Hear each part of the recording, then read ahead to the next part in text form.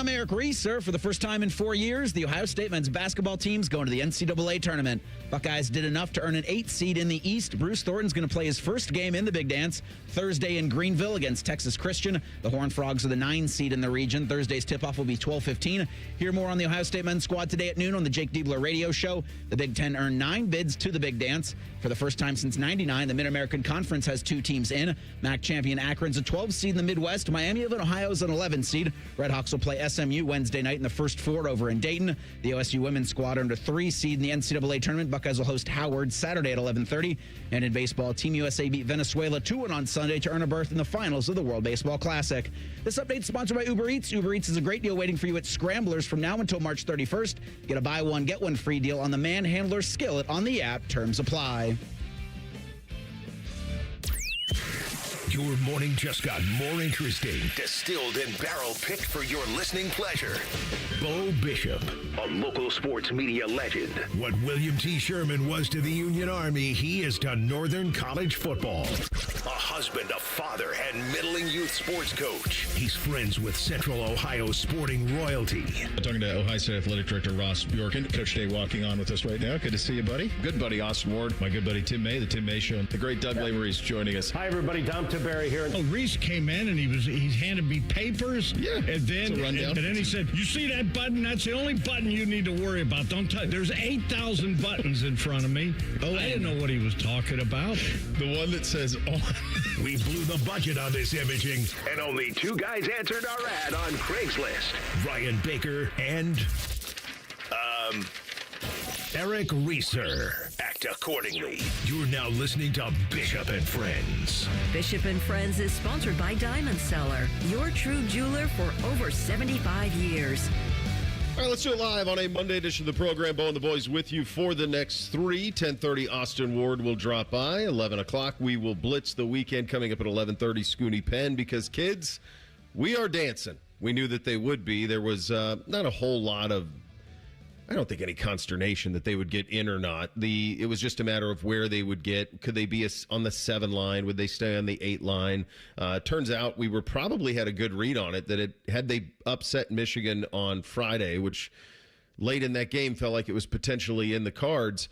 Had that happened, you very likely maybe could have gotten on that 7 line. Instead, you are on the 8 line. It is TCU. A win against TCU nets you Duke, which would obviously be a tough matchup. But beggars can't be choosers at this point. We're in for the first time in 4 years, and there's something magical about that. There's something magical about the way that CBS, for all these years, brackets by bracket, team by team, unveils all 64 teams. I thought they got after it right away yesterday. They went right to it. Adam Zucker hosting, got right to it, got right to that East Regional. We knew in the first 2 minutes where Ohio State was going to go. And when that bracket is complete and it is full, and you see those 68 teams, 64 in the actual tournament, and you say to yourself, God, this is the greatest thing the NCAA has ever done, and you might be right. It might be the best thing that they've ever done, is the brackets. Did they invent brackets? No. That, unfortunately, that goes back to chess in the 1700s. But the NCAA has popularized it in a way that is now something we all look forward to. We bracket anything. And we did Pizza Madness bracket here at the Fan. You could do brackets on anything. We did a tough guy bracket about 10 years ago on this show, where we broke down who would win a fight to the death. There is something magical about a bracket. The NCAA first held its men's basketball tournament in 1939. At that time, it was a bracket too, but it was an 8-team bracket. You may not recall, but in that original bracket, it was Ohio State who played Oregon for the national title. Oregon beat Ohio State 46-33 to win that 1939 title. I am told from the people who were there that they're still not over it, that they were jobbed by the refs, like every AAU kid I watched over the weekend. I knew I hated Oregon. For a reason. There's always a reason, Bank. Goes way back to the 30s. The field expanded to 16 teams in 1951, and we have been at the 64-team model since 1985. And I have to tell you, I love it. I love it. I couldn't wait to fill it out. I couldn't wait to take a look at the matchups. Immediately had opinions on various regions and which ones were most difficult. Here's a hint for the 10 o'clock hour. It's ours. It's everything that you love about this time of year. It is a sprint for the next 3 weeks, and guys, it's just damn good to be back in it. The reveal shows the best television in sport. God, they do it right, don't they? In terms of not an actual game. But the fact that they got, to your point, because it was, 6 o'clock yesterday? I'm like, we'll fight at about 6:30, 6:45. Oh, no. They got some time. But no, as soon as you heard the news, they were off to the races. And, I mean, that's the coolest thing is to see now the teams and their reactions to being selected, like to watch the reactions. And Ohio State's put up some film of the team and hearing where they're going to go, hearing who they're going to play. Having the opportunity for Bruce Thornton for his first time in his career to get a trip to the big dance is awesome. And then to see all the other teams, some you've never heard of before, some you forgot were even playing college basketball, some you forgot even did athletics. So like, oh, well, that'll be fun. And then the Blue Bloods, to kind of be reminded our national obsession with this whole thing. Yeah. Despite not really watching much of Arizona or Arkansas. I think Arkansas, the first Arkansas game I watched was yesterday. They're good. First time I'd seen the Razorbacks really play all year. Why? Because I got to know what we're talking about come March Madness, because they were one of the top seeds, or going to be one of the top seeds out of the SEC. It's great. Yeah. And the one thing yesterday that kind of hit me, and I didn't watch it live, the bracket reveal, but seeing snippets of it and seeing clips and whatnot, was no Greg Gumbel. That was really kind of weird. Like, just, he wasn't there, and he had been a part of it for so long. And, as you go along your daily life, you almost forget that he was gone. And then that hit it there. I just can't help but think of all the excitement that's always around the NCAA tournament. I couldn't help but think yesterday what a difference just 3 weeks has made for Ohio State. And how after the Iowa game, where they start off to a 14-2 start and run, and then they just lay an egg the rest of the way after the first media timeout, and just, that was it. That was the nail in the coffin. Yeah. The season's over. They're not going to make the postseason tournament. Will Diebler be back? Will Mobley be back? Will Bynum be back? Wait a second, what? You're not only in the tournament, there's not even a question you're in this thing. It's just where you're going to be. I just couldn't believe the turnaround in the 3 weeks for this program.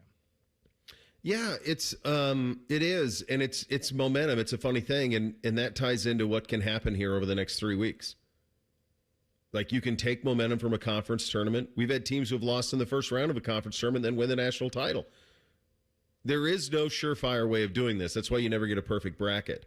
Remember the old days, Warren Buffett would give you $100 million if you somehow won a bracket perfect? You're never winning it. No one ever won it because it's impossible. It's impossible to do. You're never going to do it. There's too much things that can happen. There's too much momentum that can skew one way or the next. We were talking about the show. You're right on the Gumbel part. My guess is that's why Zucker got to it right away, is to not, let's just go. Let's just get to it, and that's my guess on what that was. That our show, Reese, to your point about how great it is, that's what the college football show should be. Yes. That selection chair is what the college football selection chair should sound like. You should have reasons for why things happened and why they didn't, not utter nonsense like we get on the football side of things. That guy stood up there, answered every question, had detailed reasons for why they did the things that they did in various brackets. That's somebody who's locked in. The other thing that you don't get with this is the nonsense show that leads up to the football every single Tuesday, which sets, honestly, a poor set of expectations and beliefs of what's going to happen. It misleads. There is no misleading here. This is 68 teams, 64 in a tournament, and away we go. And there is something that was so refreshing about that. I'm with you. I was riveted by it, and I just loved the speed with which they got through it. They just knocked it out, had some analysis, the ability to go from Pearl, and we are so lucky that Clark Kellogg is a Buckeye. We are so lucky, those of us who've got to know him, that he's the prince of a man that he is. The best human. The best human you're ever going to find. But that he is, and you got to give Seth Davis a lot of credit too. Seth and Clark especially, encyclopedic knowledge of the teams in this bracket. And just really quickly can give a quick synopsis of the top or the bottom of a region on all of it. And it all hits. And I love I had no idea. I always loved Clark Kellogg. I loved him on the Final Four games with Nance forever. Had no idea I'd get to know him or be some guy that you had some interaction with. But he now really is the face of March Madness. Gumbel, unfortunately, rest in peace. Jim Nance doesn't do the basketball anymore. So, I mean, it's the guys on the call, but the one constant through all these years is Clark. He's been there the whole way. He's a warm blanket this time of year. We're going to need it tomorrow, it sounds like, by the way. And Bo, you mentioned the selection chair. Yeah. Well, he can do that because they scrubbed everything.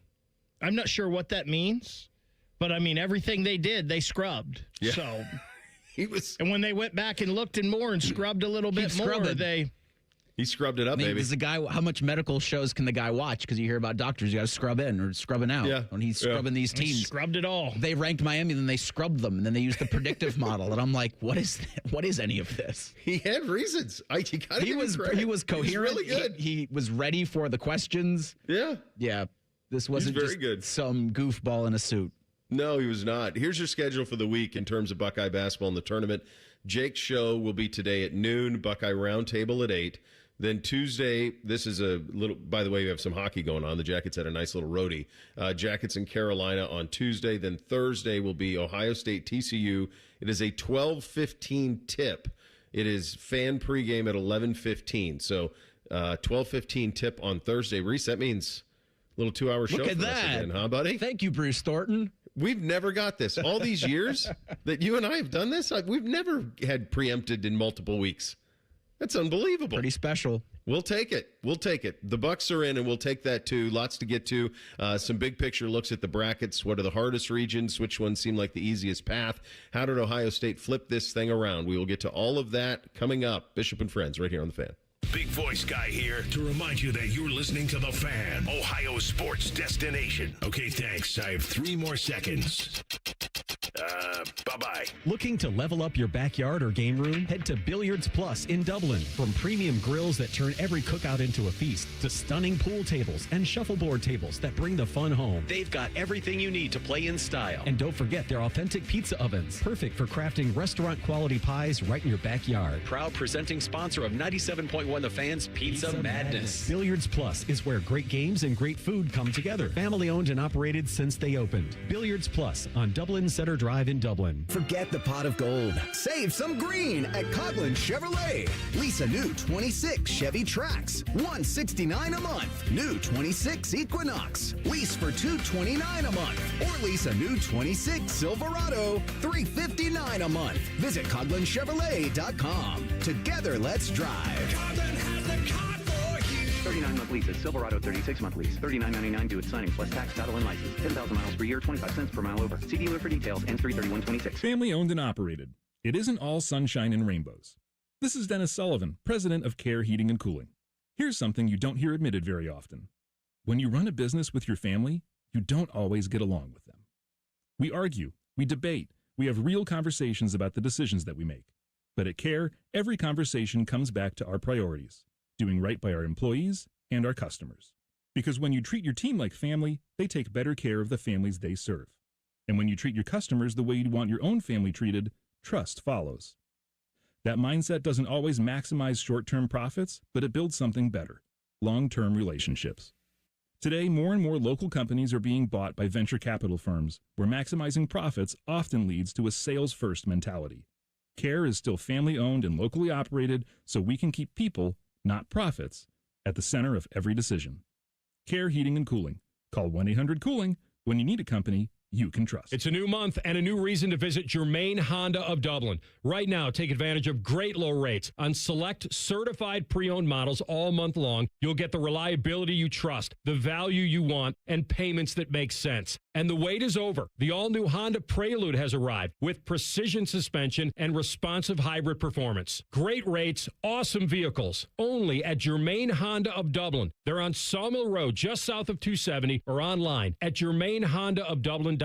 Hey, it's Bobby Carpenter. Score big at Germain Toyota of Columbus and drive home the 2026 Toyota Tundra for 2.99% APR for up to 72 months and $1,000 in Toyota financial cash. Germain Toyota of Columbus on the corner of I-70 and Bryce Road or online at GermainToyota.net. Spring is hatching at the Columbus Zoo. Join us April 3rd and 4th for Eggs, Paws, and Claws. Snap a pic with the Easter Bunny, meet Egbert, roll into Shelly's Celebration, and crack the clues in the Explore and Find. It's 2 extra fun days you won't want to miss. Get your discounted tickets at Kroger. In the old days when people lived to be 40, you only had one option for listening to your favorite show. But now, ooh, baby, radio, podcast, the Fan app, and YouTube, ooh, just to name a few, live or on demand. You have no excuses. The Fan. Flexible, secure, fun. Oh, and great pay, too. Are you not sure what you want to do for a career? Or are you thinking of changing careers? Being a dental hygienist or dental assistant may be the perfect fit for you and provides all of these perks, plus more. Talk with a dentist in your community or visit ODA.org to learn more. Become a valuable member of the dental team and start helping people love their smile. This message is brought to you by the members of the Ohio Dental Association. Tough, reliable, and ready to work. You were born that way. Kubota is built that way. Our entire ag lineup, featuring versatile tractors and hay tools, powerful skid steer loaders, and the rugged Sidekick utility vehicle, is designed with the engine of a Kubota and the heart of a farmer. Visit KubotaUSA.com to find a dealer near you. Fan weather. From the Logan AC and Heat Services Weather Center. We will see chances of snow showers throughout the day. Otherwise, mainly cloudy and cold, with temperatures continuing to drop into the 30s by the time you're heading home from work with gusty winds. We'll see those stronger winds continue as we go into tonight, and maybe a few snow showers lingering. Otherwise, mostly cloudy and cold with our lows in the 20s. For the Fan, I'm meteorologist Meredith Garfalo with the 10 Weather Impact Forecast. We've been your Jackets flagship station since day one. All the goals, all the action, all the memories. Your home for the Columbus Blue Jackets, the Fan, Ohio sports destination. Connect with the show on X at 971BFS. Jump in our YouTube chat or just send a raven. You're listening to Bishop and Friends. First time in 4 years, the Buckeyes will be big dancing. They will big dance against TCU on Thursday at 12:15. Fan warm-up show, as I mentioned, starting at 11:15. TCU, the Horned Frogs, coached by head coach Jamie Dixon. They are 22-11, 11-7 in their Big 12 league. They've got some massive wins. They beat Florida, beat Texas Tech, beat Iowa State as well. Some crazy puzzling losses as well. They had a stretch for the last 4 games in a row in conference play. So from Ohio State, I think, is a 2.5-point favorite. Did I see that this morning? 2.5-point favorite, it seems like, on the Buckeyes. Yeah. So you're favored. So should you win, you would get Duke. But first things first, that's going to be TCU. I think the one thing that you have to examine with this team as how they got here and the matchup and the potential bracket, this is, you hope, this is the first step in this now becoming the minimum requirement. This has been something they've chased. I mean, I feel like we could trademark chasing the 8. We've been saying it forever on the Blue Jacket side of things, and we've been saying bubble in, bubble out on the Buckeyes for the last 4, 5, 6 years. I mean, this has just kind of been what the program's been for a long time, really for the better part of the last decade. And so this needs to now be the minimum requirement, and this is the jumping off point for what should be a consistent time in the dance. And I don't think that is too high of an expectation. I think that the Ohio State basketball program should be one that's dancing every single year. It should be one that gets to a Sweet 16 2 or 3 times out of 10, gets to an Elite 8 out, once or twice a decade, and a Final Four once a decade. That should kind of be the blueprint for what Ohio State should be. I'm not suggesting that you should have expectations like Kansas or Kentucky or Duke or those type of places. I don't think that's realistic, but I do think you should be a team that is always in the NCAA tournament, and they're back in it now. What did you guys make up? Go ahead, Reese. Well, I was just going to say, you mentioned the other teams that Ohio State's shouldn't be measured against, the true blue bloods in the sport. Aren't they all in the East? Didn't the selection committee decide to dump everybody that's got basketball history outside of North Carolina in the East? I kid, because this is what they do. Kentucky's in the West, but it's pretty good. Yeah, I mean, we get into the full breakdown at 10, but the thing that you have to remember, this is really where, you remember the line? Oh, I know you guys know this line, but like, they're making TV shows. Yep. So when you're making TV shows and you are CBS, TNT, whoever, it's not just about those first round. It's about Saturday and Sunday. Do I have something that I can put Jim Nantz on? In the old days, Jim Nantz isn't doing it anymore. But like, you got to give me. So let me pull it up because I think it's that East. It's the East top. Okay, so I'm going to coaches. I'll tell you this right now. Top left East bracket. CBS is saying to themselves, and all these are CBS games, by the way, including ours on Channel 10. They're saying, where am I sending Ian Eagle, Grant Hill, Bill Raftery? I'm sending them to the top of the East. We're going to have those guys on our games. That was the easiest thing you could ever guess in your life. You know why? Because your round of 32 games, potentially, on Saturday, are Duke, Ohio State, and St. John's, Kansas. Can I sell that? Yes, I can. Say that again. That sounds like a flipping Final Four, and that's a round of 32. Patino and Self. 2 Hall of Famers, 2 multiple national champions playing in the round of 32? Why in the hell is St. John's in there? Why is Kansas in there? Just swap one with either of the others. But they're making TV shows. You're talking about the top half of the bracket, even the bottom half of that bracket. You could have Louisville, Michigan State, UCLA, UConn. Yes. Could you imagine? That's like the prickly coach championship between Mick Cronin and Dan Hurley. Right. That's like the post-game press conference out of that is can't miss. If you get there, and that one there on the bottom half, you also have like the old blue blood in UCLA and the new blue blood in UConn. UCLA won all those titles in the 60s and 70s. UConn's won all these titles in the 2000s. So they just loaded that bracket. And even with the names that are known with the single-digit numbers, there's going to be a double-digit upset there. Yeah. Like, so if you can get North Dakota State upsetting Michigan State in the first round, I mean, that's exactly what this tournament's for. UCF over UCLA. Well, that's probably one of the more expected upsets. Yeah. In terms of what people think actually is going to happen in the first round. It's still incredible because you're going to get salty Mick Cronin afterwards. Man, if that's a more expected upset, the guys on ESPN's brackets are screwed because almost all of them have Michigan State going there was a lot of far in Final this Four. thing. I even saw one that had Michigan State in the final game. I can't live in that world. I was saying UCF over UCLA, one of the more expected upsets. Yeah, that one. Yeah, UCF, UCLA. The Buckeye draw, I mean, the TCU part of it, I watched them play on Friday night against Kansas. Beamsy stayed up and watched. TCU can go. There's a lot of similarities between the two teams. There's a ton. I mean, not in terms of the way that they play, but just in terms of their ceiling. These both feel like 8-9 teams. Both are battle tested. We mentioned TCU's schedule. I mean, my God, they've played Florida, Arizona, Kansas, Houston. I mean, they've played all of the teams, and they've beaten some of them. Beat Houston, beat Kansas, beat Florida as well. In terms of Duke as the number one, Duke was the number one overall seed in this tournament, which would mean that Ohio State would be the 4th-8, theoretically, in this tournament. So that means you were very close to the 9 line. Of the 1 seeds you had to be matched up against, I probably would have picked Florida first as the one I would have liked to have played the most. I think, obviously, would you have wanted to play Michigan for a 4th time? No, probably not. You probably had seen enough of them. Florida was one where, to me, that matchup seemed pretty good. I think the Duke matchup is really tough, even with their injuries. And they do have some, and so you're going to be used to playing teams like this. You just played a team similar in length with Michigan, but Cam Boozer is on a little bit of a different level. And what they have him doing right now is essentially, if you get to that game, and we'll TCU, of course, first, but if you do get to that Duke game, basically Cam Boozer's playing power point guard.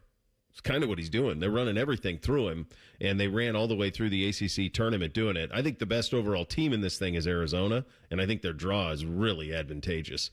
But it'll be TCU first, and then you're going to get a full day of Dukies on Saturday if you can get through it.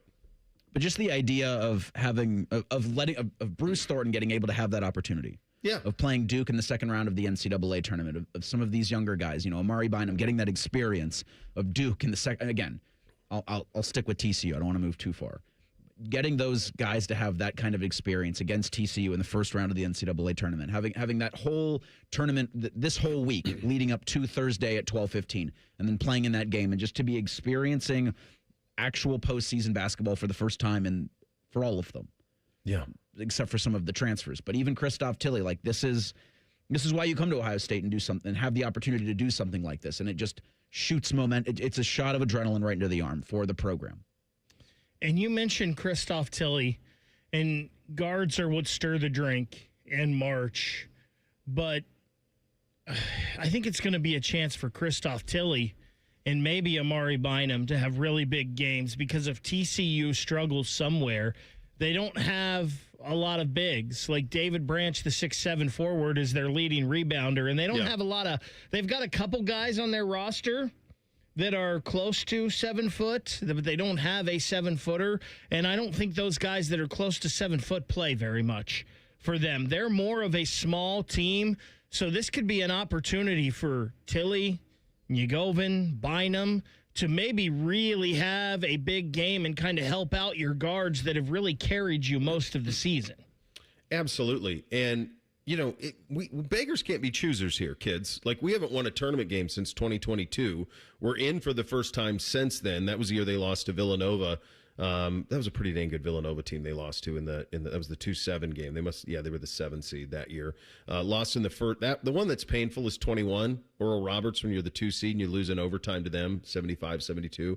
That's the one that stings a little bit. That's the E.J. Liddell team that felt like it was kind of built to be able to make a little bit of a run and just got bounced in the first round. But the reality is you're in. This TCU matchup will be a little bit of a frisky one. How did this Ohio State team get to this point? How did they flip this thing around? I'll tell you what, there were some anxious moments on Friday. I thought maybe they were going to pull a massive upset against Michigan in the Big Ten quarterfinal game. You'll hear from Jake on all of that, about momentum, how they flipped it. It's all coming up in 2 minutes. Bishop and Friends, right here on The Fan. Hey, what's up? It's T-Bone. Tired of snoring? Dr. Mark Levy can help with a custom mouthpiece that opens your airway and stops the snoring. No mask, no noise. Call 1-800-MORE-SLEEP or visit sleepbettercolumbus.com today. Stop snoring. Sleep better. Live better. For more than 25 years, Brothers Roofing and Construction has been serving Central Ohio with dependable roofing, siding, and exterior repairs. We do the job right. We communicate effectively and stand behind our work. So when quality matters, call Brothers Roofing and Construction. Hey, what's up? It's T-Bone. If your garage floor has stains, cracks, or even the dreaded bad epoxy job, maybe one you tried to do yourself, maybe one you paid for and it didn't work out, it can make your entire garage look bad. Let's be honest about it. And maybe those botched garage floor coatings that you've had in the past have put you off of ever getting it fixed. Well, my friends, let me tell you, the people at Comer and Cross Concrete Floor Coatings want you to know there is a fix out there. They can make your garage floor gleaming, glistening, look like a new car showroom. You call Comer and Cross at 1-800-NEW-FLOOR, and they will come out with their pros, no subcontractors, and install a gleaming new Comer and Cross garage floor in just 1 day. Yeah, this floor is guaranteed to never chip, crack, or even show tire lift like epoxy or paint can. Never going to have that problem with Comer and Cross. Call them today, 1-800-NEW-FLOOR. It's that easy. 1-800-NEW-FLOOR, or you go to comercross.com.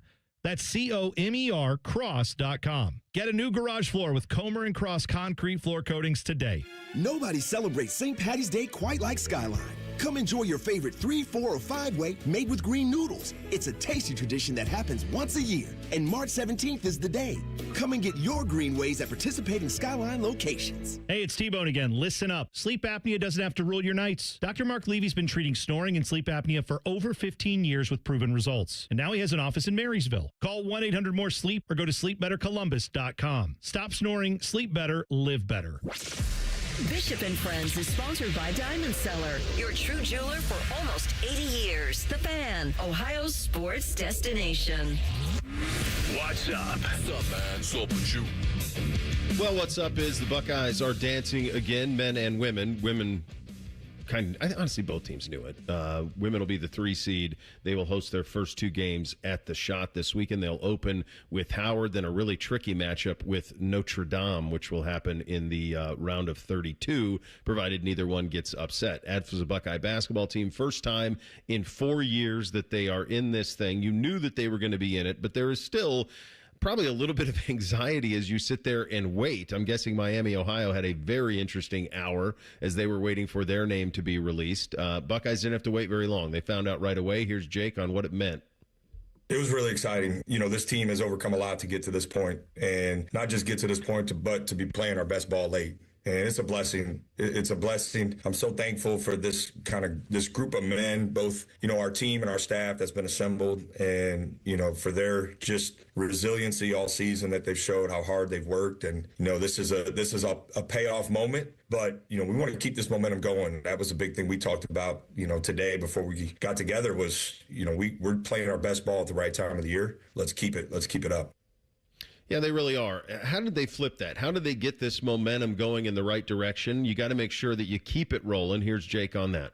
Absolutely. We didn't stay in Chicago as long as we would have liked. We put ourselves in position in the game on Friday to win it, and disappointed. And we talked about that after the game. We were disappointed we didn't win it. But we also talked about, you know, when we left the United Center, like we had to kind of leave that there and keep our momentum going. And a big reason we've had momentum is the way this team has approached each and every day.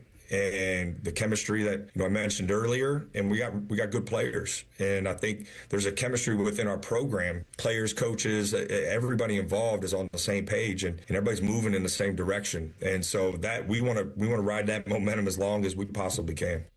Yeah, and one of the real factors in this, I think, was as great as Bruce Thornton has been his entire career, the way he's played over the last month has been really even above and beyond that. He has given them incredible chances. I mean, I'm just going to read.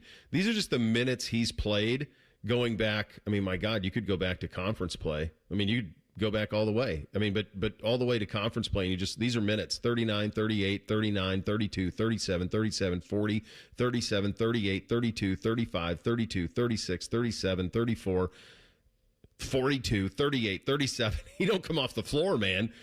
He just doesn't. And the production's unbelievable. His last 10 conference games, 20, 24, 25, 18, 20, 10, 32, 27, 28, 21. He's been the best player in the Big Ten February on. It's absurd. And I know Scoonie's always pissed off about this, and I think it's rightfully so. It's absurd he's not a first-team All-Big Ten player based on what he did the last month of this season. And I'm sure if they had just won more, he would have been.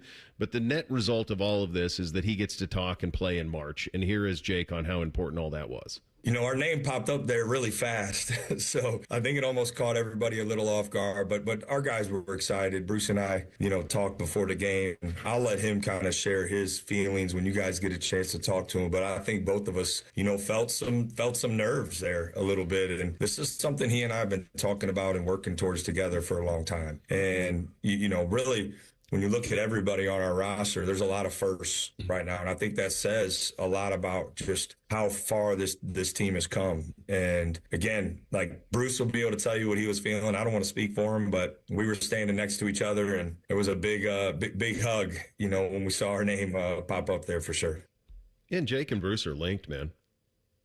Two have been through a lot. Yeah, they're tied at the hip, those two.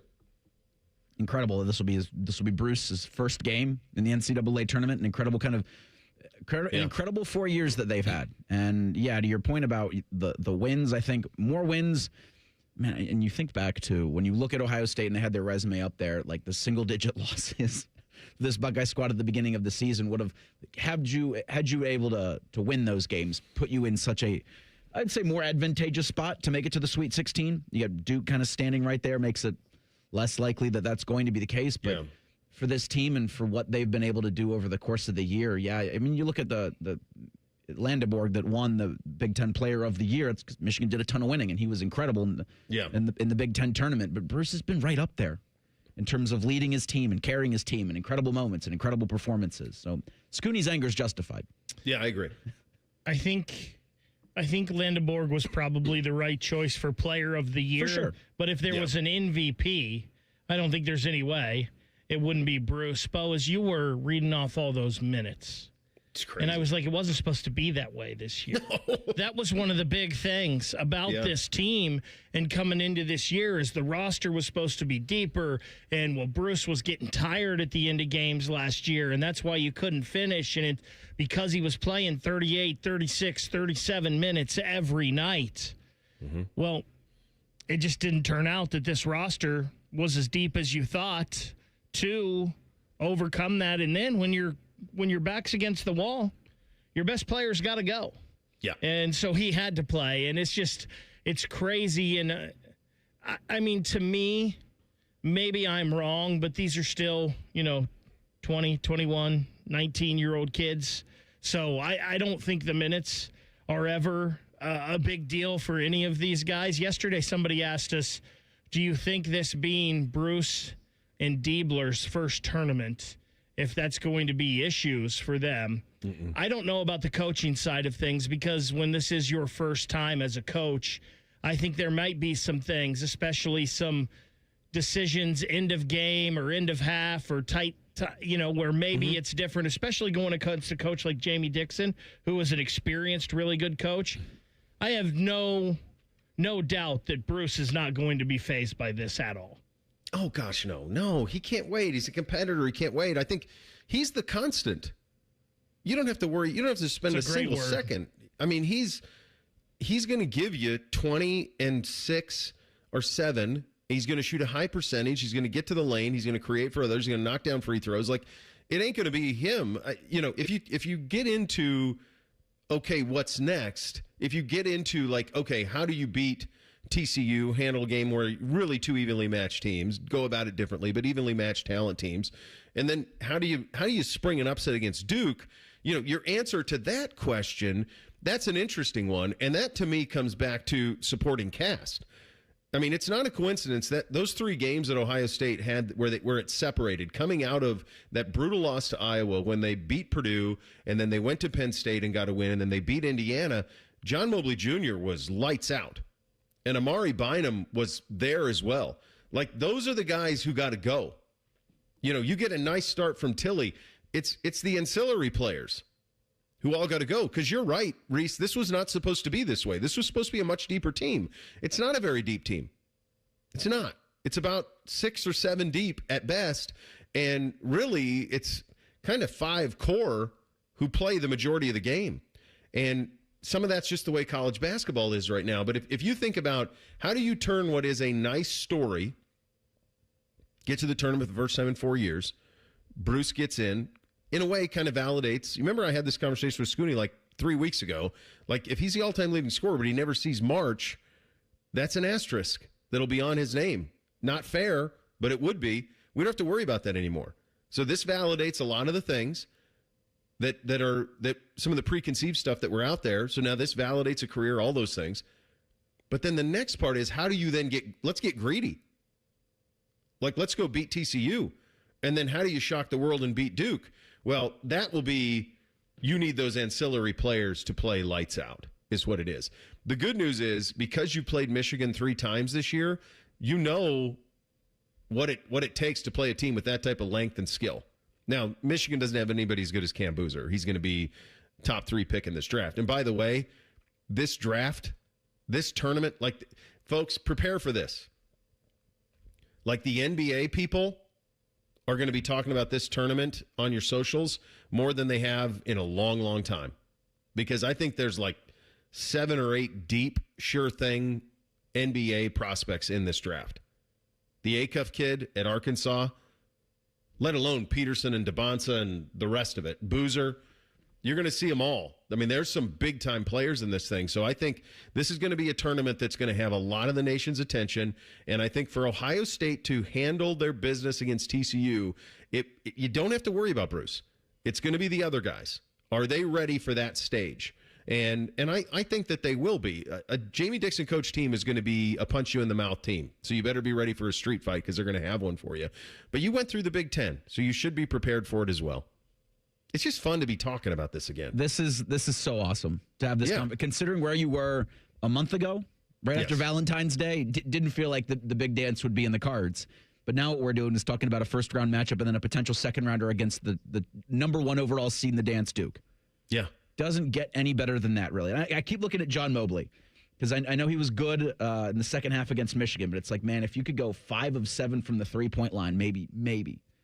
But that's what this brings you. Maybe you upset Duke. Yeah. Maybe. Which again, this goes back to my point of yesterday. Like, we were writing the eulogy for this team. Yeah. They were dead. After that Iowa game. And now we're like, hey, Duke, we're coming for you. TCU who? Dude, I know that's not what we're doing, but no, you get greedy. That's what this affords us. Yeah, you look at the bracket and you say, so you're saying there's a chance. That's what March provides. Does Cinderella's slipper fit? One game for your life. That's it. It's one game. What if that's against Duke? It is, folks. I've said this for years. The NCAA men's basketball tournament is the worst way to determine the best team in the country. It is the worst.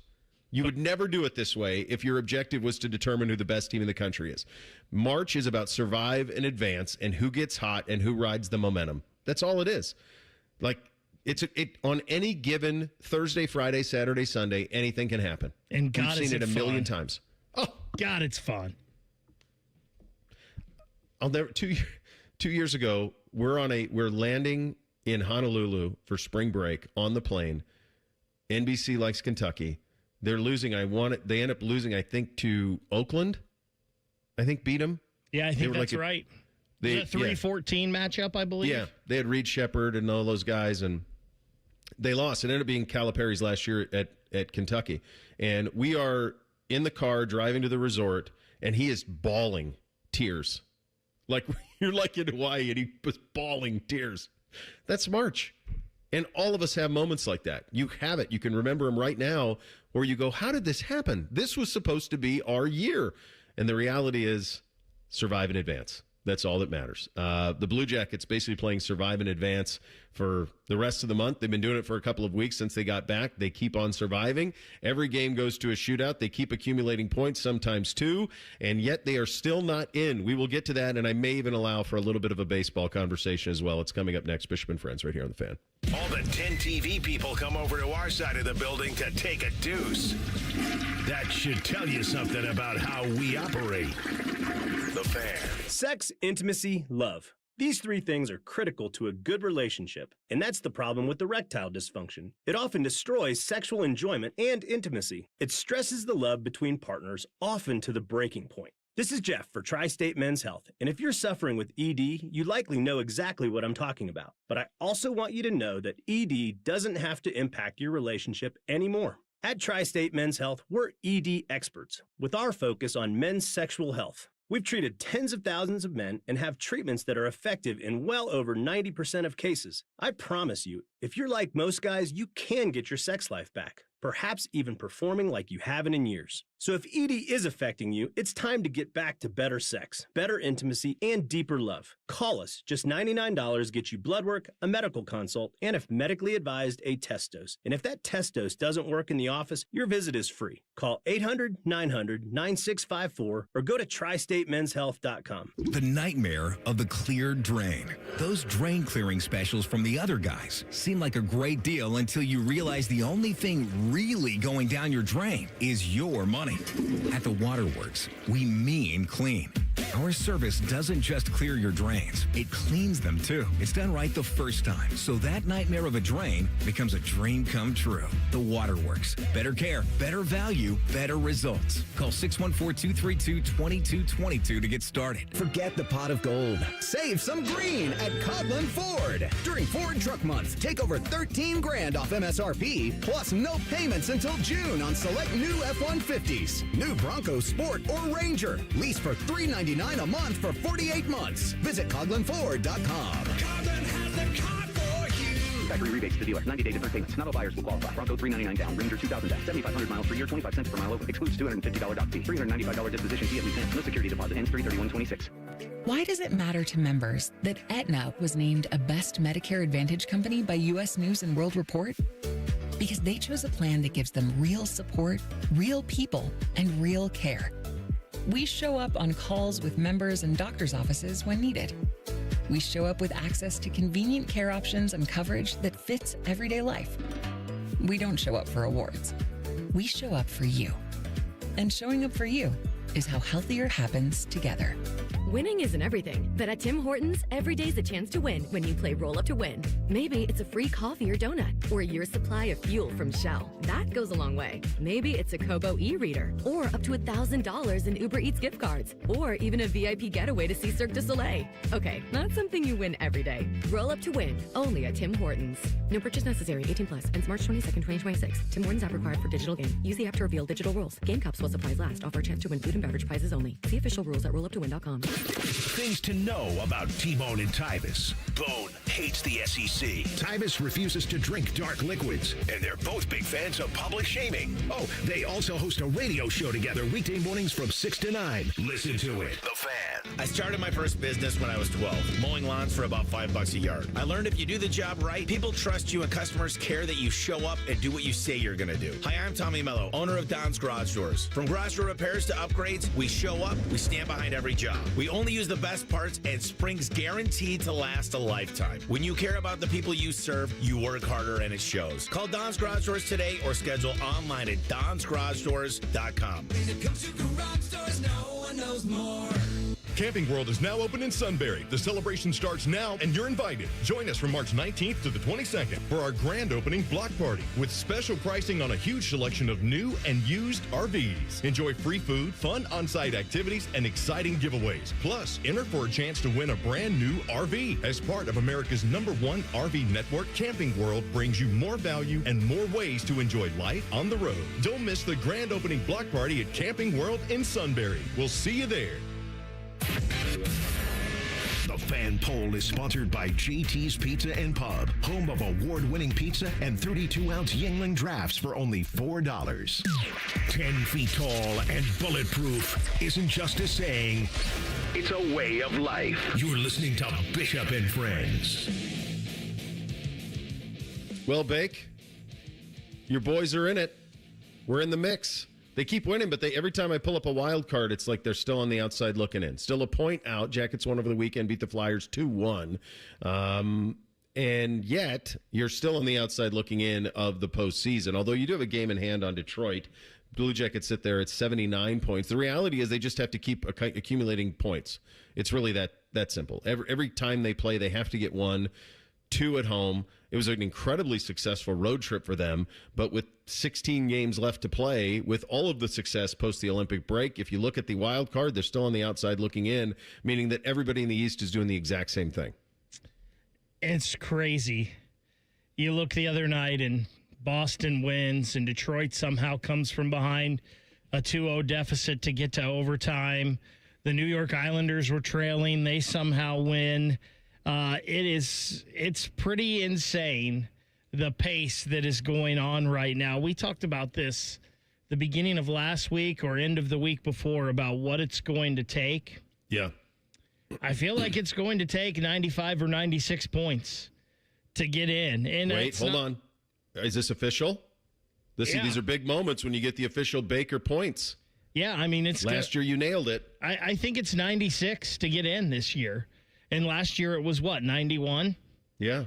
So you're saying you came up short. Better than a point a game rest of the way. Yeah, I believe so. And the crazy thing is the Jackets win on Saturday night, but I think just because you're losing games and what everybody else got, your playoff percentage chance went down.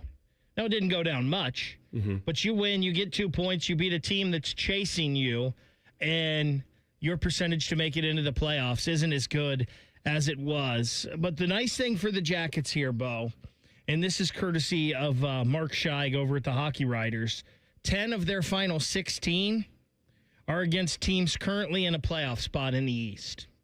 And Boston, you get 2 times. Detroit, you get once. Montreal, you get 2 times. And you get the New York Islanders once. So you've got a chance for some big 4-point games to swing things in your favor against teams that you're battling for or battling with. Yeah. Reese, where will this be on your priority for the next couple of weeks? Like keeping track of this with all of the madness and everything else that's going on. So this doesn't, I wouldn't say it takes a back seat, but this becomes secondary viewing. Like tomorrow, is it the rain? Who do they have at Nation? Is it the Carolina Hurricanes tomorrow? Yeah. And then I think it's the Rangers sometime this week. So those will be what I pay attention to, but they won't be games I'm going to tell you I'm going to be watching because tomorrow's the first 4 and kind of away you go with it. Yeah, I'm kind of with you. So this is what my ask of the Columbus Blue Jackets. On Mondays through Wednesdays, when you have games, win those games because I'll be watching. And I'll second screen, I'll be keeping up and all of those things. But we got spring break next week, which, by the way, there's nothing like waking up on a Sunday and realizing that Maui has flooded and that you have to redo your spring break with 4 days to go. I'll tell you this, guys, I travel a lot. So are you not going to Hawaii? We are not going to Hawaii. Oh. No. It is not very often that you're inside the 14-day cancellation notice and you call a resort in Maui and they say, yeah, we'll give you all your money back because basically we don't have a beach. And so enjoy that. So my wife is scrambling, trying to find us another place to go. Like, how do you make sure you get money back? I have no idea what to do with the flights. I mean, obviously a flight to Maui is that's a considerable expense. And so I don't know how that's going to work, but the hotel, the great folks with the Grand Wailea were nice enough to give everything back. But my wife, she's like, well, what should we do here? And I said, well, honey, if they're saying we'll give you it all back, it's bad. It's really bad. So we're making adjustments. So the crazy winter weather we're going to have here tomorrow, and they basically had flooding. They had a week of rain, which is, they never get there. The whole reason we decided to go back because we said, well, we know it'll be nice. It's going to be great weather. It's Hawaii. It's always great weather. Nope, not this time. So more fun to be had there. But, so in between all of that, my ask of the Blue Jackets is stay in the mix. Stay in the mix. And during those midweek games, and I'll second screen them. I'll have them on and be paying attention to them. But it's just got to be so frustrating because you just keep winning, and it feels like you can't make up ground. You're just keeping pace. And I think you might be right. It's 95, 96. It's point-a-game pace the rest of the way, minimum requirement, I think, to get in, because the rest of these teams, unfortunately, they're not going anywhere. None of them are. And if you're the Blue Jackets in those 16 games, let's say you go 10-5-1. Yeah. Which the way they're playing isn't out of the realm of possibility here, right? Yeah. 10-5-1 gets you to 100 points. Yeah. If you go 10-5-1, I think you're okay. Yeah. Yeah, that would do it. So that gives me a lot of confidence for this team. Yeah. I have paid no attention to the World Baseball Classic. Last night, as I was watching a little bit of the Oscars, I saw on social that this was getting a little bit nuts. Felt like USA Dominican Republic, was that the championship? Felt like, right? Now that Japan's out, like we should be able to take care of Italy or Venezuela, I would think, right? It sure has. The winner of last night was going to win the whole thing. Yeah. I mean, the All-Star, like look at the rosters for the Dominican Republic and the United States is bonkers. What is the equivalent of the Dominican Republic baseball roster in another sport? I was going to say Canada hockey. But that's a massive country. I mean, what's the population of the Dominican Republic? Well, much less, but in terms of star power in the sport? Oh, no, for sure. I just mean like the possibility that like this talent all comes from this little Caribbean island. Dave Biddle put this out on Twitter yesterday. He said the population for the state of Ohio is 11.8 million. Yeah. The population of the Dominican Republic is 11.6.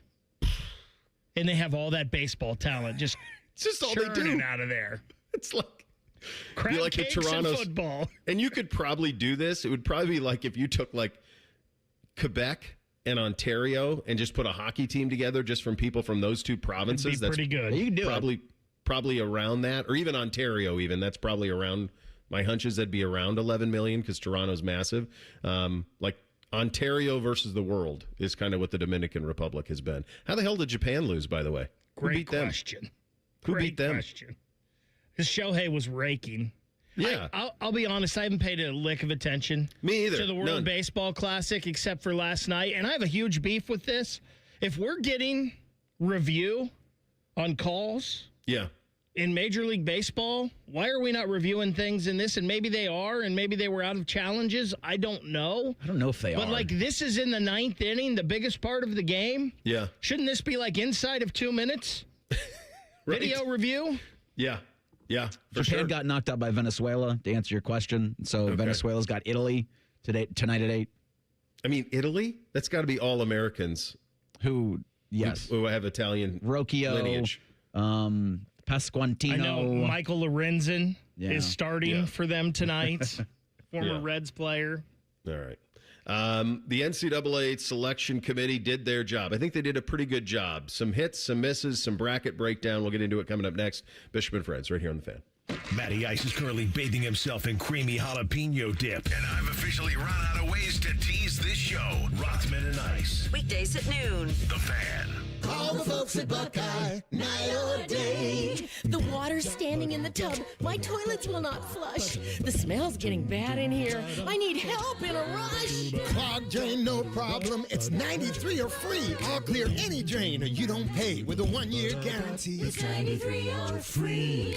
Guaranteed. Call 614-683-9911. Call the folks at Buckeye, night or day. I'm Leslie from Pella Columbus. And I'm Wilson from that other window place. Wilson, energy bills have been crazy as of late, which has had our phone ringing off the hook. Pella windows give you both a home makeover and often an energy bill makeover. We hear that all the time at the other window place. We love the makeover.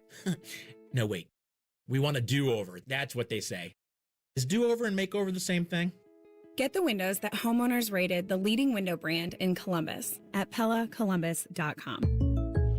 Jake from State Farm. I just beat my running PR, so I'm celebrating with the Banana Bonanza smoothie. Hey, and you can keep celebrating when you create an affordable price just for you by bundling your home and auto with the State Farm Personal Price Plan. Go bananas. I will. Hey, make it a large. Bundling, just another way to save with the Personal Price Plan. Like a good neighbor, State Farm is there. Prices are based on rating plans that vary by state. Coverage options are selected by the customer. Availability, amount of discounts and savings, and eligibility vary by state. Get in the zone, AutoZone. John always listens to his truck. So when his brakes start talking, he goes to AutoZone, where a helpful AutoZoner gets him the right parts. If John has time to put them in, he borrows a kit with Loan-A-Tool. And if he doesn't, he gets a free shop referral. No hassles, just help. Everything you need, nothing you don't. Get in the zone, AutoZone. Deposit required for Loan-A-Tool. Restrictions apply. Hey, Columbus, big news. For a limited time, get Uber One free for a full year so you could save on food and rides. That's a $96 value on us. Just use code Columbus. Get 1 year of $0 delivery fees, 10% off eligible food and grocery orders, and up to 6% Uber One credits on rides. Sign up for this limited time offer today using code Columbus and save big with Uber One. Offer valid through 3/31/26. Savings and $0 delivery fee on eligible orders and rides only. Fees and terms apply. See app for details. Save big money on your next painting project. Now at Menards. From your kitchen and bath to doors and trim and even your ceilings, Dutch Boy has the perfect choice for your painting projects. Dutch Boy's Durafighter is a tough paint and primer that provides great scrub resistance and durability. Save big on Dutch Boy paints. Plus, check out our weekly flyer on Menards.com for more great deals happening this week.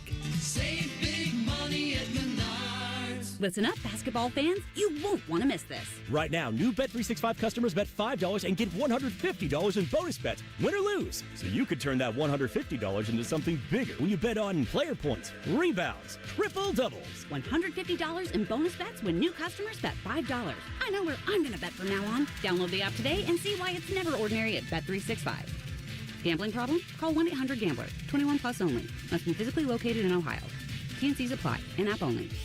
Hey, what's up? It's T-Bone. If your garage floor has stains, cracks, or even the dreaded bad epoxy job, maybe one you tried to do yourself, maybe one you paid for and it didn't work out, it can make your entire garage look bad. Let's be honest about it. And maybe those botched garage floor coatings that you've had in the past have put you off of ever getting it fixed. Well, my friends, let me tell you, the people at Comer & Cross Concrete Floor Coatings want you to know there is a fix out there. They can make your garage floor gleaming, glistening, look like a new car showroom. You call Comer & Cross at 1-800-NEW-FLOOR, and they will come out with their pros, no subcontractors, and install a gleaming new Comer & Cross garage floor in just 1 day. Yeah, this floor is guaranteed to never chip, crack, or even show tire lift like epoxy or paint can. Never going to have that problem with Comer & Cross. Call them today, 1-800-NEW-FLOOR. It's that easy. 1-800-NEW-FLOOR, or you go to comercross.com. That's COMER cross.com. Get a new garage floor with Comer and Cross concrete floor coatings today. The open season Sportsman's Expo hits this Friday through Sunday at the Ohio Expo Center. See Twiggy the water skiing squirrel. Shop hundreds of exhibitors and much more with Toyota, the official truck, and Tacticam, the official cell camera. Get discounted tickets now at openseasonsportsmansexpo.com. Nobody celebrates St. Patty's Day quite like Skyline. Come enjoy your favorite 3, 4, or 5-way made with green noodles. It's a tasty tradition that happens once a year, and March 17th is the day. Come and get your green ways at participating Skyline locations. Broadcasting live from the McDaniel GM Superstore Studios. Driving excellence since 1916. Chevrolet. Together, let's drive. WBNS HD1 Columbus. Good morning. I'm Eric Reeser. For the first time since 2022, the Ohio State men's basketball team is playing in the Big Dance. Buckeyes earned an 8th seed in the NCAA tournament. They'll play TCU, the 9 seed in the East, Thursday at 12:15.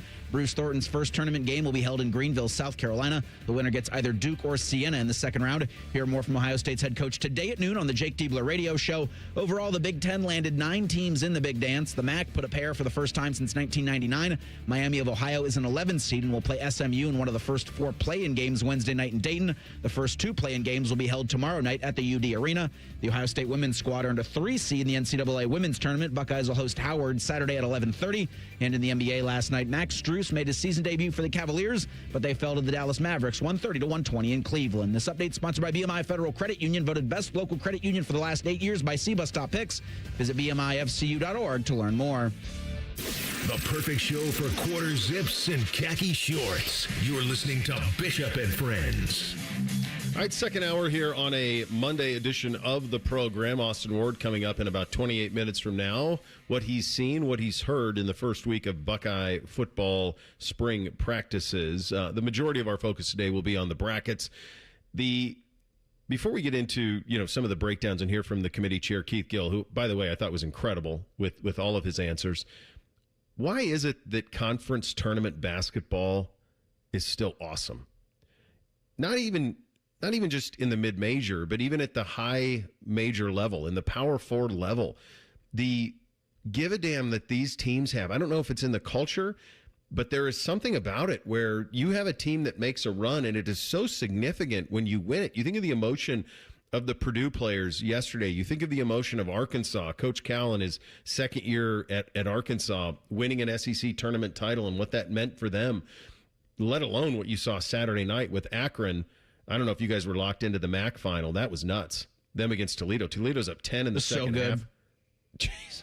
I mean, it was so good, Reese. Yeah, and that's, to your earlier point, the give a damn is off the charts for these conference tournaments, and especially those in the smaller schools. Like these teams want to make the NCAA tournament so bad, and they play like it. Like Toledo wanted it, and Akron kind of showed it. It's so funny because I think to Akron and I go, well, that's why those buildings exist in Vegas, because they were the team that lost that was the betting favorite before when the bracket came out for the Mid-American Conference tournament. It was Akron that was supposed to win and not Miami of Ohio. But you watch that MAC championship in Cleveland with the Akron fans that were there, and Toledo fans had made the trek. You were kind of hoping for Akron-Kent in the final just because that place would have been bonkers. But in the back of your mind, you're thinking, what does this all mean for Miami? And so all of those little things add up on a Selection Sunday to why conference tournaments rule. Yeah, and there was from the, just stay in the MAC for a second because we spent so much time talking about Miami, Ohio's incredible run. I mean, they got bounced in the first round of the MAC tournament, but we spent so much time talking about their incredible run, what's going to happen to them, what's not. Once they lost, all of the pressure shifted to John Gross's team at Akron. And I remember John when he was assistant here. I remember him at Ohio when he led them to the Sweet 16, and then he took the job at Illinois. And I'll never forget this. We were in Champaign for an Ohio State Illinois football game in November, one of those brutally cold, windswept, gross days in Champaign, which it feels like every time I'm there, that's exactly what it is. And on that Friday, there was a Chicago schoolboy star. I want to say his name was Cliff Alexander, 5-star kid. And on that day, he was choosing between Illinois and Kansas. And John Gross needed a recruiting win, as I remember it. He needed a recruiting win in a big way to have momentum right away. And he was a 5-star kid from Chicago. And not only did he not pick Illinois, I think he hat danced him, if memory serves. I'm just trying to do this off the top of my head, but I want to say like he put on an Illinois hat and then put it away and then put on Kansas. So he kind of like dissed him going out the door. And I always felt like John never could recover from that at Illinois. Like sometimes it's just that simple. But he's found a home at Akron. He's found a home. And all of the pressure shifted to them. So now you got to play your rival Kent State in the semifinal game of the MAC tournament on Friday. And then all the pressure on you against Toledo. All of it. It's all on you. And you could feel it. And I think they felt it a little bit. But those were incredible. And that experience was repeated around the country. St. Louis beating Dayton. There's so many of these great environments of these teams going on runs, magical runs, like Ole Miss somehow getting to the semifinals of the SEC. Just crazy things happen in here. And it wins. The conference tournaments still win in a big, big way. I had no doubt that Miami, Ohio was getting into the tournament. None. I don't know. In fact, I think this is fair to say, and they would probably agree with this too. Because of their injuries, I don't know that they are one of the 68 best teams. But they're damn sure one of the 68 most deserving. And I think with all of the conversation around them leading into the tournament, all of the dialogue, there was just no way that they were going to be left out. And the committee chair, Keith Gill, commented on Miami. There was some conversation that potentially they were the last team in. He said, no, they were not. Miami, Ohio was not the last team selected into the field. So they came in before NC State, Texas, and SMU. And when we did our scrubbing process, those teams scrubbed above them relative to the predictive metrics and also the difference in the quality of the wins. So they scrubbed up above them. He said scrubbed. Yeah. Is that going to be the new word? Miami scrubbed down. I don't remember. What does that even mean? I don't ever remember being used. I have no clue. I want to say, and again, I'm an idiot, so maybe that's when they compare the resumes and they really get down to the details. Sure. When you compare the resumes of Miami, SMU, NC State, and Texas, then maybe that would be what would drop Miami to that 11 line where you're playing in Dayton. But has anyone ever asked, by the way, the committee chair, why the conference champions have to play in these first 4 games? Now, Miami, I have no problem with because they didn't win their conference tournament. Yeah. They're an at-large team. Sure. Why is it not at-large teams only in Dayton? It's Bush League. We've said it forever. It should always be the last 8 at-large teams should be playing in that. Like the idea, like Hampton is in it, right? They're playing in it. I'm pretty sure they are. I've covered a first 4 game with Florida A&M years ago, and it's not the same, and it's ridiculous. They should have taken the last 8 teams in, whoever they are, have them all play to be on the 4-11 lines, and that should be what you do. There's no reason to play conference championship winning teams in the first 4. It's not right. I've never liked it. So you've got Prairie Valley A&M against Lehigh in one conference tournament winning matchup, and then the other one is UMBC and Howard. Okay. That's silly. So that's ridiculous to both of those teams. So what you should do in this is take all the 11s. So take South Florida, put them in it. Take VCU, put them in it. Take, who's the other 11? Oh, that's the other play-in game. Yeah. So then go to the 12 line. Who are the 10 line? Texas A&M. And whoever else is on that 10 line, UCF, Missouri, have those 8 teams playing it. It's not right. It's not. It's the only thing that I can. It's kind of the only thing that I have an issue with all of this is that I think everything else they get pretty right. But you win your conference tournament and you are in a. I mean, these aren't even mid. The MEAC is not a mid-major. The MEAC is a small Division I conference. I mean, Lehigh plays out of the Patriot, I believe. That is a small Division I conference. They should see the dance. And this isn't a slight at Dayton. Dayton does an incredible job with it. Bake, if you go over there, you'll see. They crush it. It's awesome. But it just shouldn't be, it should not be, you should not have to play your way in if you win your tournament. and there's a simple fix for it. I don't know why they don't do it, because I think it would be better for television too. I really don't. There's a very easy fix for it. In terms of the way that all of the field was broken, one of the biggest things that you always pay attention to, and we'll get into this coming up next when we break down some of these regions, is the idea of seed changing and making things for television. Here's the committee chair, Keith Gill, on the challenges of the seeds. I would certainly say from the seeding standpoint, the Big Ten tournament. At the end of the day, we had Michigan on the 2 line, and then when we scrubbed it, when the Big Ten tournament results came out, Arizona flipped to the 2 overall, and Michigan went to the 3 overall. And then when you look at Purdue started at the 11 line, and that's, on the 3 line, and then with that result, they scrubbed up to the 8 line, which got them a 2 seed. Okay. He's just making this up now, right? It's like that game that you may or may not have played in high school where you have a list of words and you've got to say as many of them to the teacher during a class session. And so I think scrubbed, just see how many times you can get scrubbed in there. Is that the correct use of the word scrub? Can you scrub up or scrub down? Does that even make sense? I feel like this is Super Troopers and Right Meow. You just got to say it as many times as you can. Only 6. Only 6 times in that answer, Kevin, did you say scrub?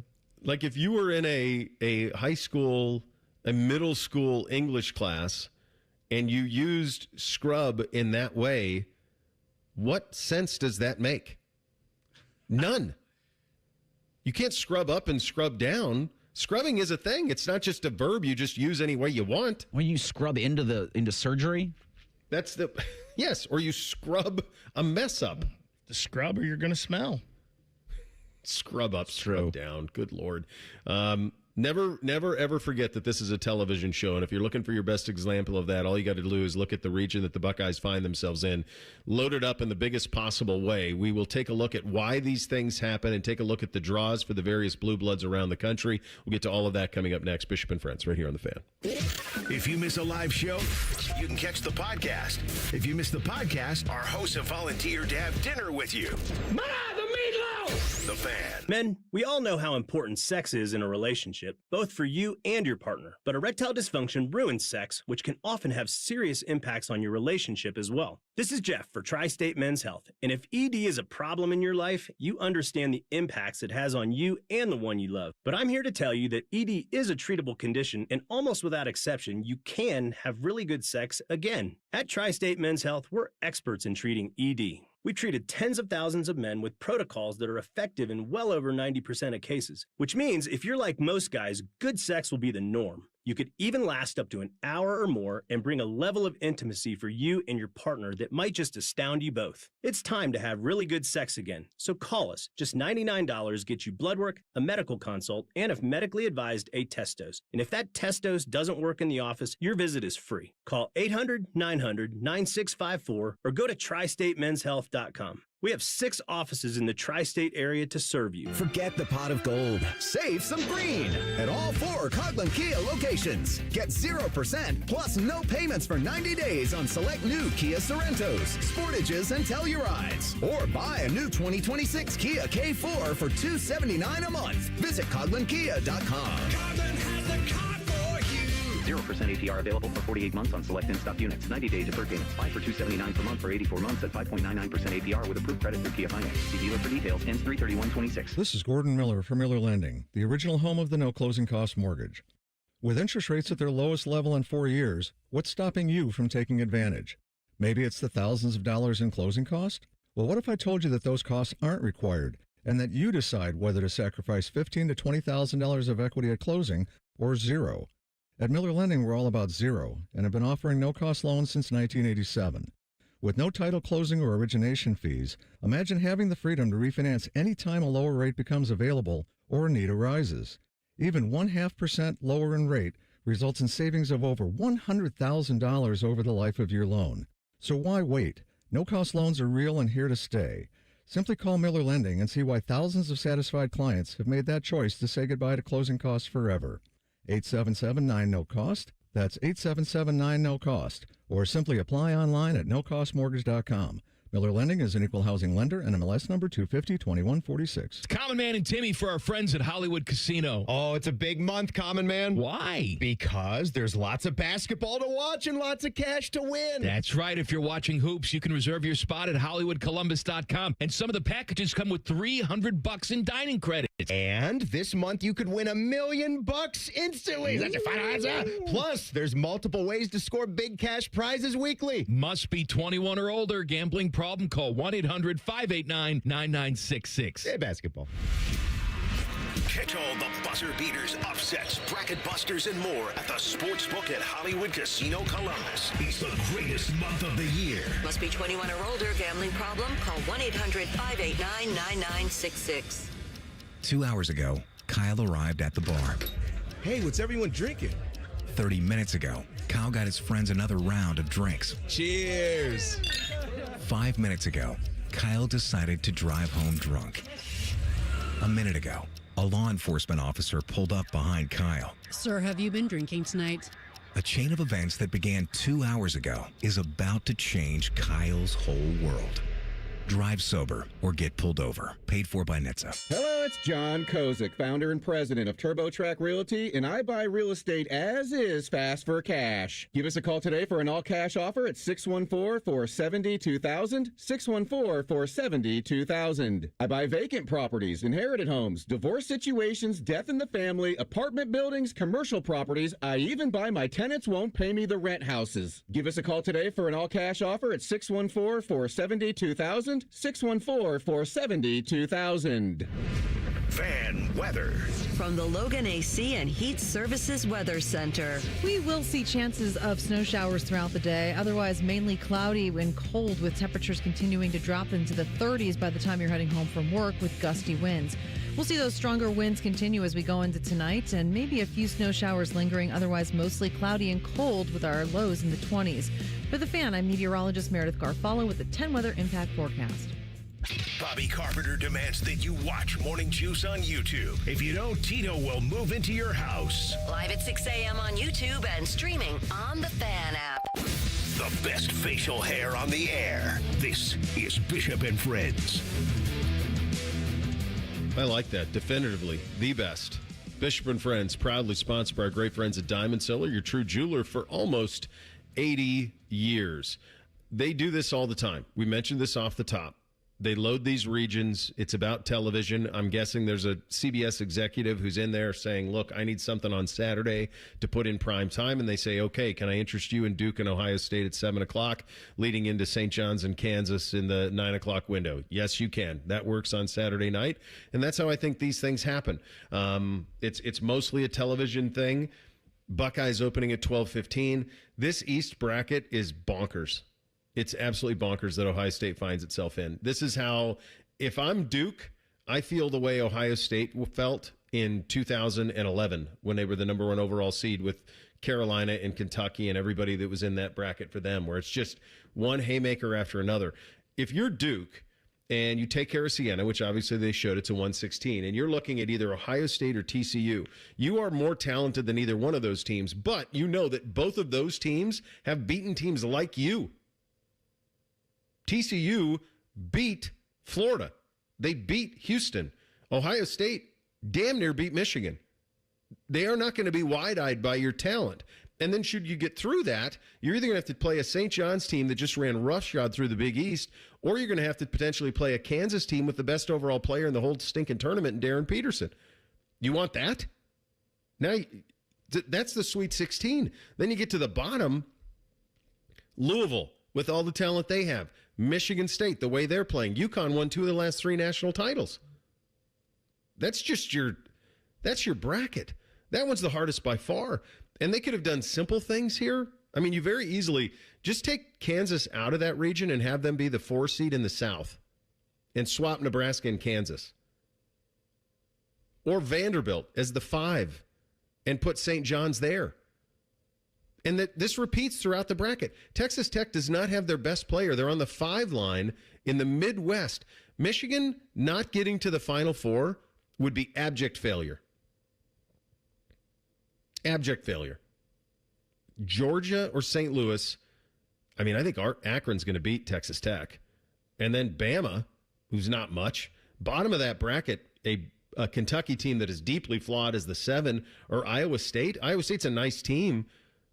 But if Michigan doesn't get to the Final Four, it's the biggest failure Dusty May's had as a coach. There's no reason not to. None. You look at the Big Ten teams in this bracket and where they are in a position to have success, they took care of Michigan. I think they have the best road of any of the 1 seeds. I really do. I think they're regional finals in Chicago, too. Is it really? So they're just... It's luck happens, but I think you make your own, certainly in the case of Michigan. But then the way the NCAA selection committee scrubbed things in the Midwest, and even in the South, like Illinois, you don't think there's a path there for the Illini to at least see Florida in the Elite Eight? What about Nebraska? Heck yeah, there's a play for Illinois. Carolina doesn't have Caleb Wilson. I listened to Keith Gill when he was talking about all the scrubbing that he wanted to do and that they did do or didn't do. And I kind of realized, like, they really like the Big Ten. Like, they put a lot into that Big Ten tournament win by Purdue. They did. Like, how far up the Boilermakers scrubbed. I can't believe they scrubbed up from, like, a 3 seed all the way to the 2. I mean, not only are they the 2, they might be the 2 with the easiest path. Yeah. They did. I mean, they did like the Big Ten a lot in this because Michigan State is a 3 seed. Purdue might have been playing as bad a basketball as anyone down the stretch, and then somehow they win the Big Ten tournament. Now they're a 2. Illinois is a 3. Nebraska has lost 6 of their last 12. Right. They're still a top 16 seed. They're a 4 seed. So, yeah, this committee really loved the Big Ten.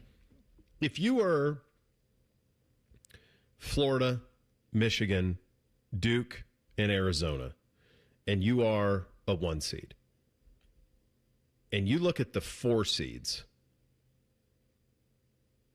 and they said the top 2 1 seeds were Duke and Arizona, right? I believe I have that right. Those are the number 1 and number 2 overall seeds.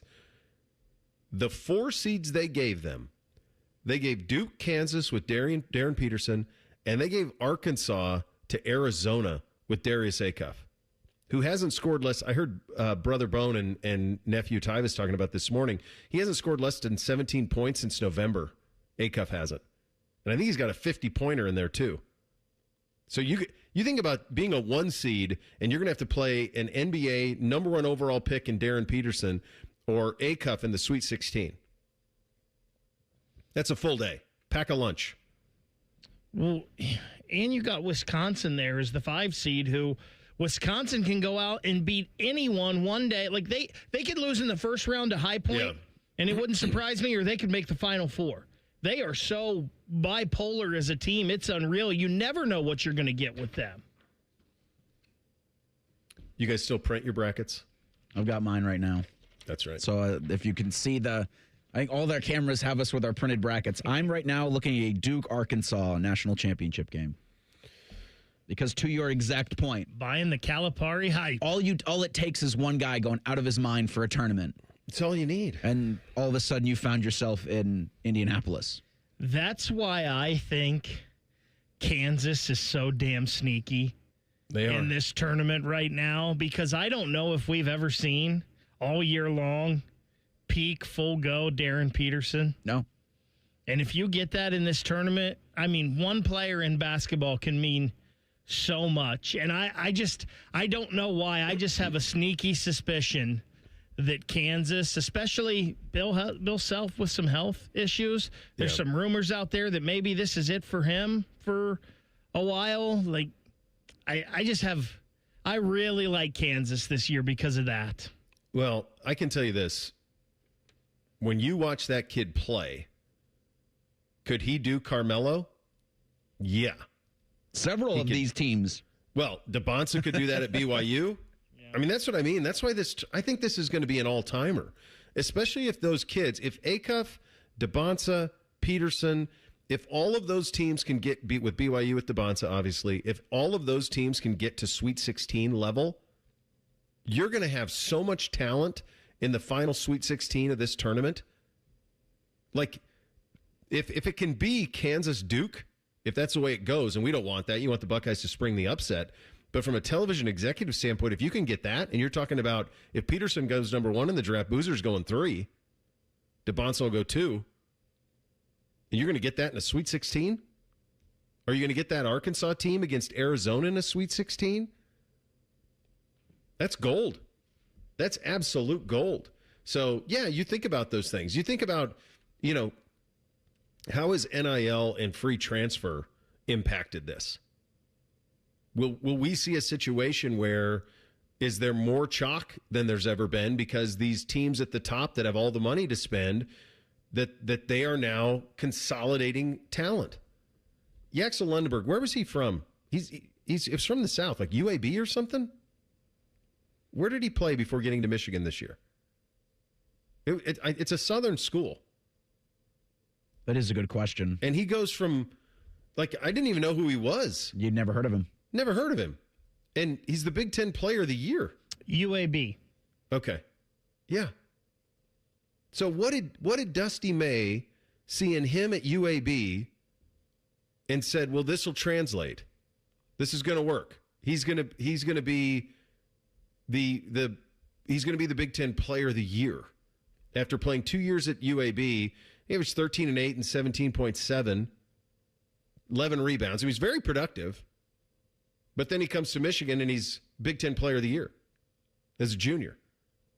So, big picture, though, I love their draw. As much as it pains me. I don't see a scenario how Michigan, you guys have Michigan in the Final Four? Yeah. And I don't see. To the point of Keith Gill, had they won the Big Ten championship, they're playing in Florida's bracket. Or they're at least getting a different draw than this. Them losing yesterday, doesn't it feel like it awarded them this? Well, I think if they would have won yesterday, they would have been the number 1 overall seed. Because it would have been 32-2. Yeah. And I know Duke beat them, but Duke's down a player, a starter. They're down their point guard. So the injury would have factored in. They could have been the number 1 overall seed. I don't know that it matters, though, because I think Michigan's draw is the best draw of the ones. It is. I don't. All the other ones you say, I like Arizona's too, especially, the bottom of the West, there's not much out there. But it feels like Arizona and Michigan first, then Arizona is the ones to me who feel like they are punch your tickets, kids. Punch your ticket. By the way, to Indy. Punch your tickets to Indy. It's all set up for you if you are those two teams. So going to be fun. I think tomorrow we always do our show bracket where we have categories that we have to stick to, our nonsense bracket. 2 years ago, I think we were in the top percentage points after round 1, and then it all went to hell. Because I think we had Miami winning because natural disasters or something, Reese. I can't remember. Yeah, we usually do really well with the BFS nonsense. The first weekend's really good, and then it falls apart. Then it falls apart. Yeah, there's no way you can do it. So we will do that probably tomorrow on the show. We will get to that. Coming up in 2 minutes, Austin Ward, what he observed, what he heard the first week of Buckeye Spring football. Bishop and Friends right here on The Fan.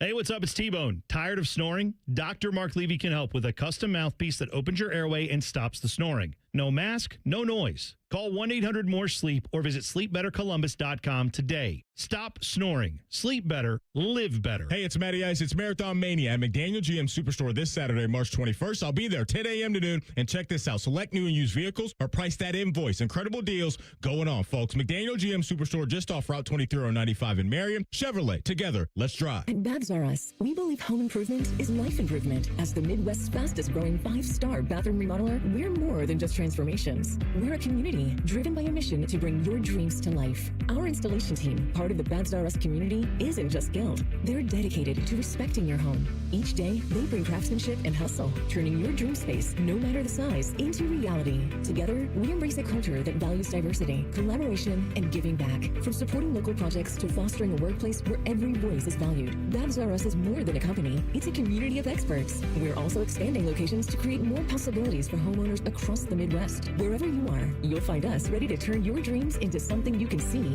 feel, and enjoy every day. Right now, get $1,500 off a shower or tub replacement, or $3,000 off a full bathroom remodel. Plus, loans and no monthly payments. Call 380-225-BAB to schedule your free estimate, or go to babsrus.com. Babs R Us, where dreams soak in. Hey folks, it's Austin Ward here. The new weight loss meds are having results, but what happens after you stop taking them?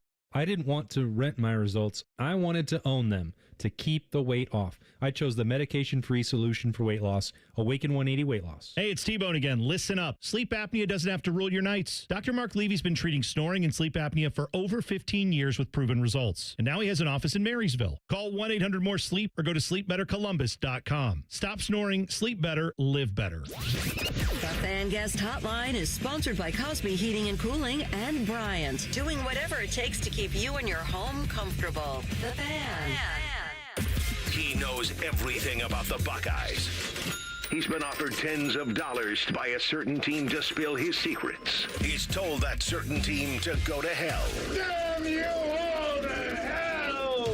He's Austin Ward. Sponsored by High Bank Distillery Co. Kids eat half off every Monday. Find a location and menu at highbankco.com. Dine, drink, distill at High Bank Distillery.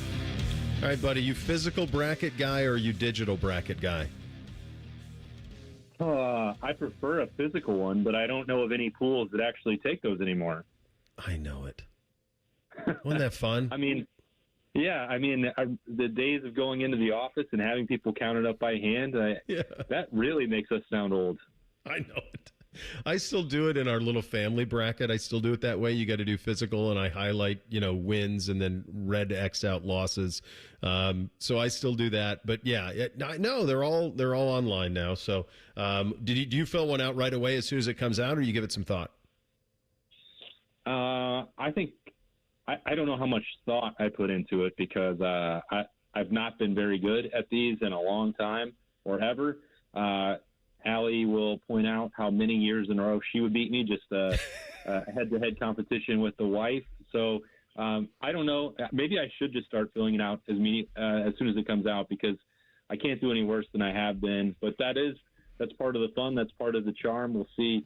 I guess the answer is I have not filled one out yet. Okay. I'm going to wait. I talked to Jacob Reimer on the Buckeyes, or what did I do this morning? The Morning Juice. And I'm going to need him to guide me through that process because I want to see how much his expertise will play into filling out a bracket. So I'm going to need more thoughts from him. I don't pretend that I know anything. I mean, I got guys telling me, you should have saw Yaxel Lundenberg last year at UAB. I'm like, I wasn't watching UAB. I don't know what the hell's going on. No. One thing we do know what's going on, though, is Ohio State football, and we're a weekend to spring football.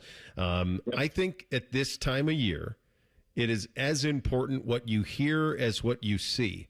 So in terms of one thing you saw last week when you got a little bit of a chance to view kind of what was going on, what are some things that jumped out there? And then more importantly, what did you hear last week, be it from Coach or Julian or anyone, that kind of perked up some interest for you?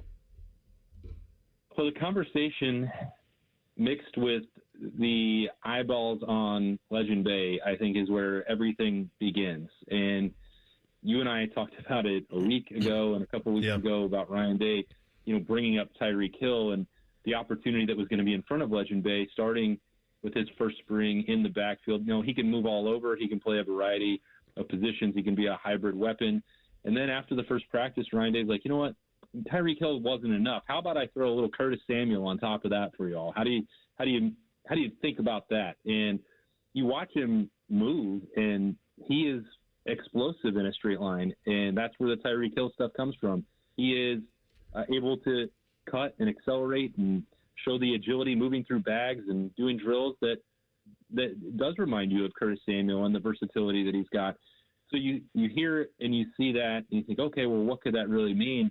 Then you combine it with Carlos Lachlan just absolutely coaching this kid as hard as anyone you've ever seen. And I wonder how much of that is a reflection of the de-recruitment process and balancing out the hype from Ryan Day, who's comparing him to two NFL weapons and one of the most dangerous players that we've seen in the last 15 years at Ohio State, versus like the actual need to go out there and play, because if you're going to get Bo Jackson and Isaiah West back eventually, I think it's probably a combination of both of those things where Ohio State knows what this kid can do for them in a hurry. I think they've thought very highly of him for a long time, throughout the twists and turns of that recruitment that was really, I think, no fault of Legend Bay's own. But, there's really nobody amongst the new faces that is generating quite as much discussion as Legend Bay. And there's part of me that thinks maybe that's unfair because at wide receiver, there's still a number of opportunities and candidates who are going to play ahead of him. That may well be the case in the backfield as well. But, before even putting the pads on after 1 week of spring camp, you can see why everyone is so excited about what he could do. For the folks who don't follow the recruiting process real quick before I get into that, if he's given number 2, they think he's going to be a dude. So that's either a promise or they think he's going to be a dude, or maybe it's a lethal combination of them both. So that jumps out. For the folks who aren't in on the recruiting process, this is a kid who, this is honestly in a day and age where, how many kids really want to be somewhere? He really just wanted to be a Buckeye and played a very complicated process to get here. Yeah, and the Cliff's Notes version of that, Bo, as you know, is he had, family members involved. He had initially been, committed or attached to Tennessee. There were complications with that, NIL contractually, where he really did not want to be signing there, and other representatives for him were working on paperwork on his behalf or their behalf, really, to send him to go play in Knoxville, and he had to wait that out until he could sign and vouch for himself as a legal adult. And there are a lot more details and threads to follow in that plot, but honestly, I couldn't follow them all. I think even when you look at Berm and the guys that are deeply ingrained in the recruiting community, some of this stuff was hearsay and difficult for them to follow. Every single contractual agreement and NIL scenario and letter of intent things. It was way more complicated than it needed to be. Definitely way more complicated than it should have been based on my understanding of the situation. But you're right. When people talk about, everything is just about money and endorsements and NIL and playing time and all these other factors. It's not about loyalty to a program or picking a position coach or a head coach or any of that stuff. Legend Bay, I think, is an example of someone who definitely stood his ground and said, this is what's important to me, whether that's Carlos Loughlin, Ryan Day, the offense, combination of all those things. That's where I want to be, and I'm going to do everything possible to get there. So, good for him on that front. And now you can see why Ohio State feels so strongly about it. I made the prediction last week that the thing that is going to annoy me the most next fall is going to be the dialogue on Julian saying running. It's going to drive me nuts. I'm going to be exhausted by it. I'm sure you will be too. I have no interest in turning him into JT Barrett. I think what we want is a guy who, when there's opportunity, takes it. I just don't want this to be something that it becomes overwhelming in regard to his head, where I've got to prove that I'm a runner. When you talked to him last week, what stood out to you? And that was something Ryan talked about it in his availability. Julian talked about it in his. How do they find the middle ground on the type of player he needs to be for them to reach their ultimate goal? Yeah, I don't think, Bo, for starters, that any of that outside conversation about if, when, how Julian Sain is going to run will affect his mentality at all. I don't know that anything does. Thinking about his first year as a starting quarterback at Ohio State, when we talk about the California cool or being unfazed or listening to Maroon 5 or any of the other things, I don't think that he cares about that. I think he's very comfortable in his own skin and playing quarterback the way he knows how.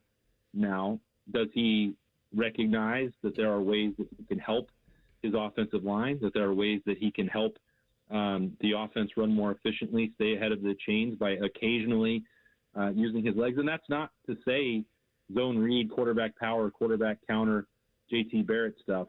I think he knows full well that there were opportunities that could have put him in a better spot to win games against Indiana and Miami by, being more, it becomes more decisive rather than you have to use your legs and be a runner. And I think he understands that that's the conversation that Ryan Day and Billy Fessler and Arthur Smith ultimately will be having with him, that when they are showing clips of CJ Stroud or Justin Fields, it's not, by accident that those are the ones that they're going to reference rather than JT or Braxton Miller.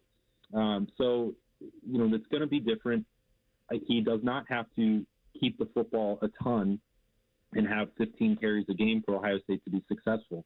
What he's got to be able to do is mitigate the damage when protection breaks down specifically. I really don't think that there's going to be an element of this that becomes quarterback run game centric for Ohio State maybe ever again. And if Ryan Day wanted that, he could have shifted to Lincoln Keenholz a year ago. He already could have done that. So it is the passing ability that is still going to set him apart. I think he knows that.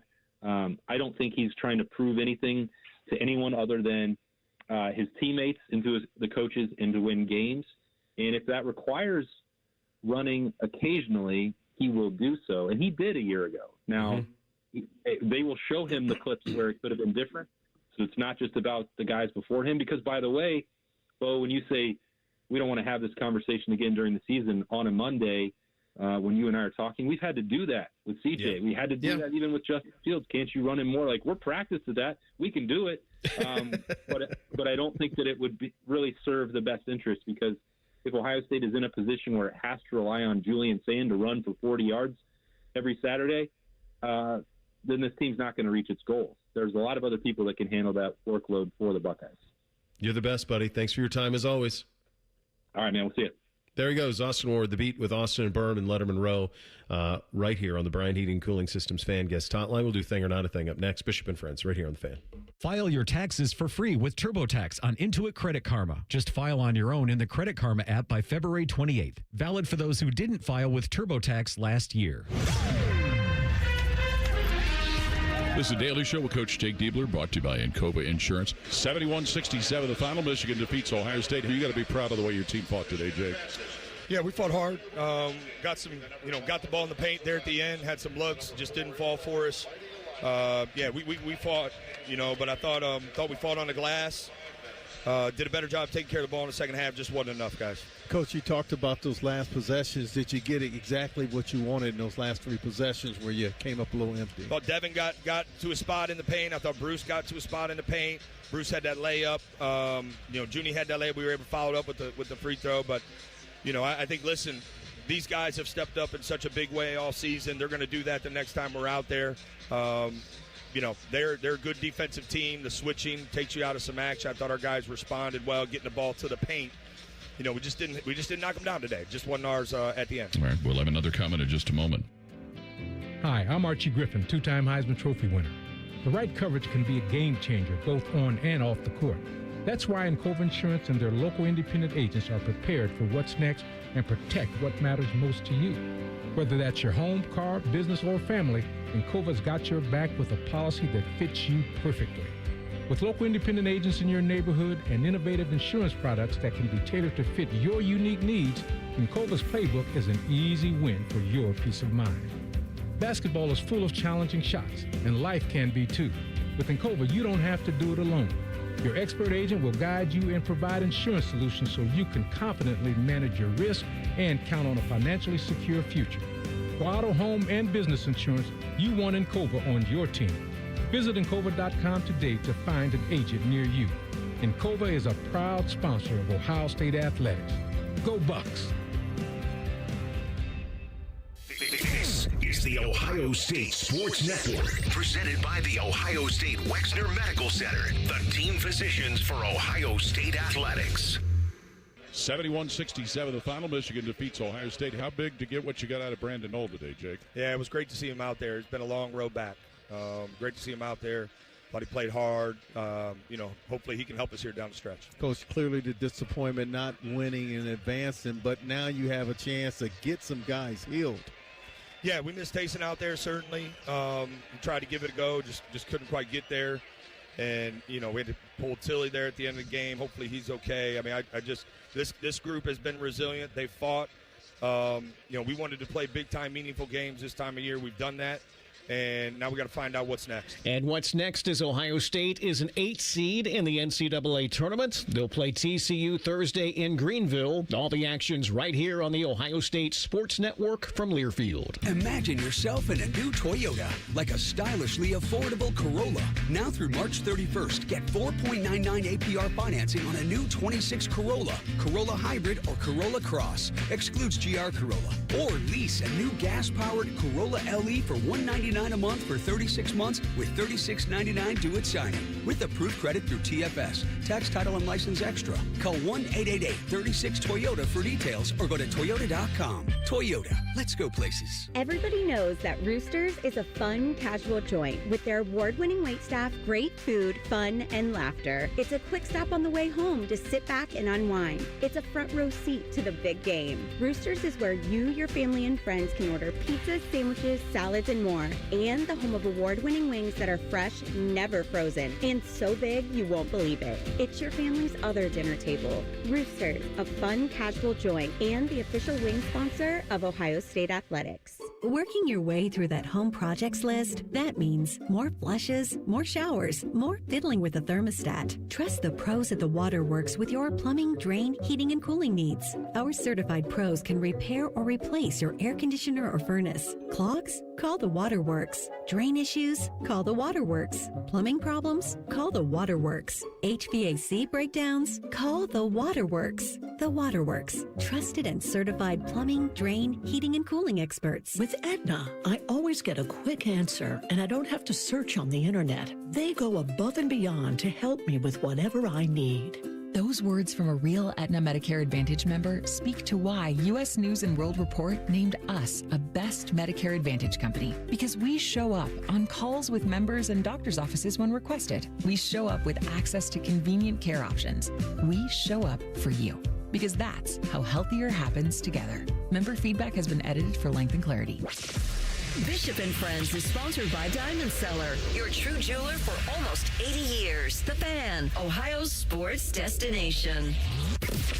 When General Sherman marched through Georgia, he was listening to this show. Use your skills for good, young warrior. This is Bishop and Friends. Indeed it is. Time for a little thing or not a thing on a Monday. Hit it, fellas. Thing or not a thing. Sponsored by Billiards Plus. Find your next grill and everything you need for the master griller. Billiards Plus on Dublin Center Drive in Dublin. Earlier this morning, ESPN's NBA insider Shams Charania reported the NBA will hold a vote at the Board of Governors meeting March 24th and 25th to explore adding expansion teams exclusively in Las Vegas and Seattle, with the two franchises targeted for the 2028-2029 season. Wow.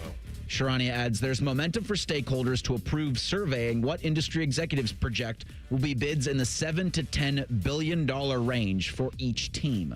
Thing or not a thing? Well, it's a massive thing. I want to get into it a little bit bigger length coming up. I think at 11:20, because I think there is a very specific reason that this happened. But for Reader's Digest version, massive thing. The Seattle Supersonics are coming back. I mean, it's been a long time, but they're coming back.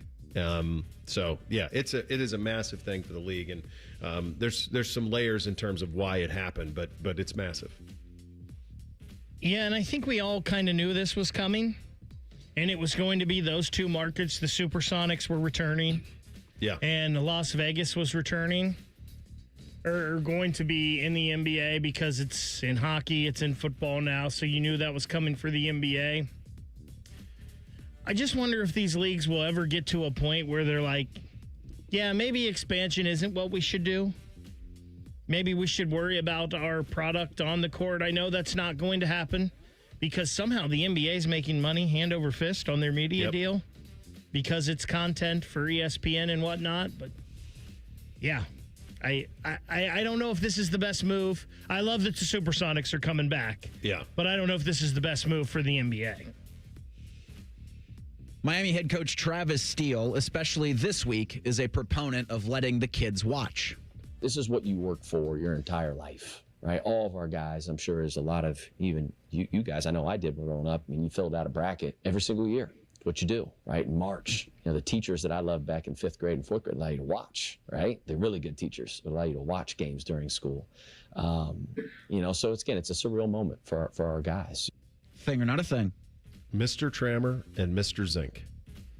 Mr. Trammer was our history teacher, who was also the athletic director and the football coach. Mr. Zink was our math teacher, who was also the basketball coach. And they would each wheel in a television on Thursday or Friday And when you were in your class, yeah, they do a little thing, but for the most part, you watch games. And God bless them for doing that. It's such a simple thing. This is the only time that my mom, God rest her soul, would let me skip school. This was it.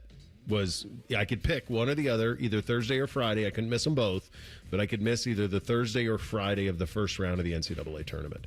So, yes, please do this. Do this. There's plenty of... Sorry about that, Bo. No, you're good. You're good. I did that. I was getting that ready, and I hit the button on accident, but let's play it again. I am rooting for Miami of Ohio. Sure, who isn't? It's not sacrilege anymore. It's done.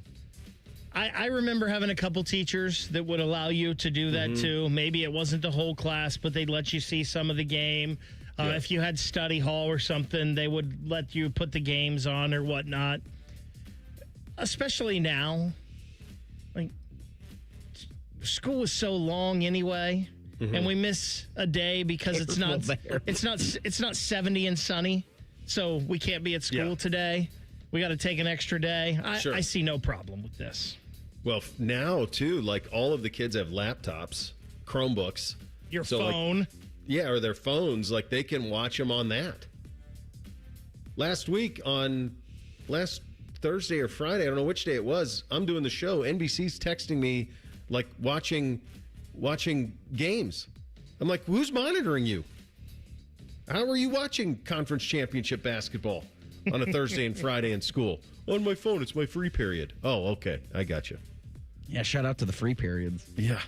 Because we had, I think every classroom had a television just in the corner of the classroom. And so what you try to find is a class that wasn't, or a room that wasn't being used. And for study hall or for open lunch, you just kind of sit in there and watch tournament games. Because everybody had their, 5 or 6 printed brackets out in front of them. And you're trying to figure out which ones still got a shot or which ones. It's magical. It is, yeah. The Green Bay... Subtle flex there for UA. TV in every room. Oh, yeah. Big That's old Zenith with like the 50-pounders that you had to get a wall bracket for. Yeah, and the cart, you wheeled it in. We didn't have the cart. No, we had the carts. You remember those? Yeah, wheel a cart in. A TV that's 12-inch TV that's heavier than an 85-inch TV now. Right. Green Bay Packers president and CEO Ed Policy did an interview with the Sports Business Journal last week, and among the things they discussed was the ways the team can make money with their unique ownership structure. The Packers remain the only nonprofit community-owned sports franchise in the U.S. Policy discussed the idea of selling the naming rights to Lambeau Field.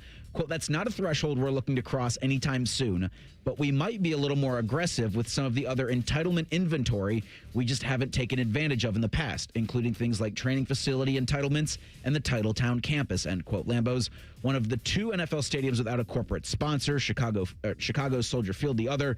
The 2 are the oldest stadiums by a wide margin. It was originally called City Stadium, but Lambeau Field opened its doors in 1957. Thing or not a thing?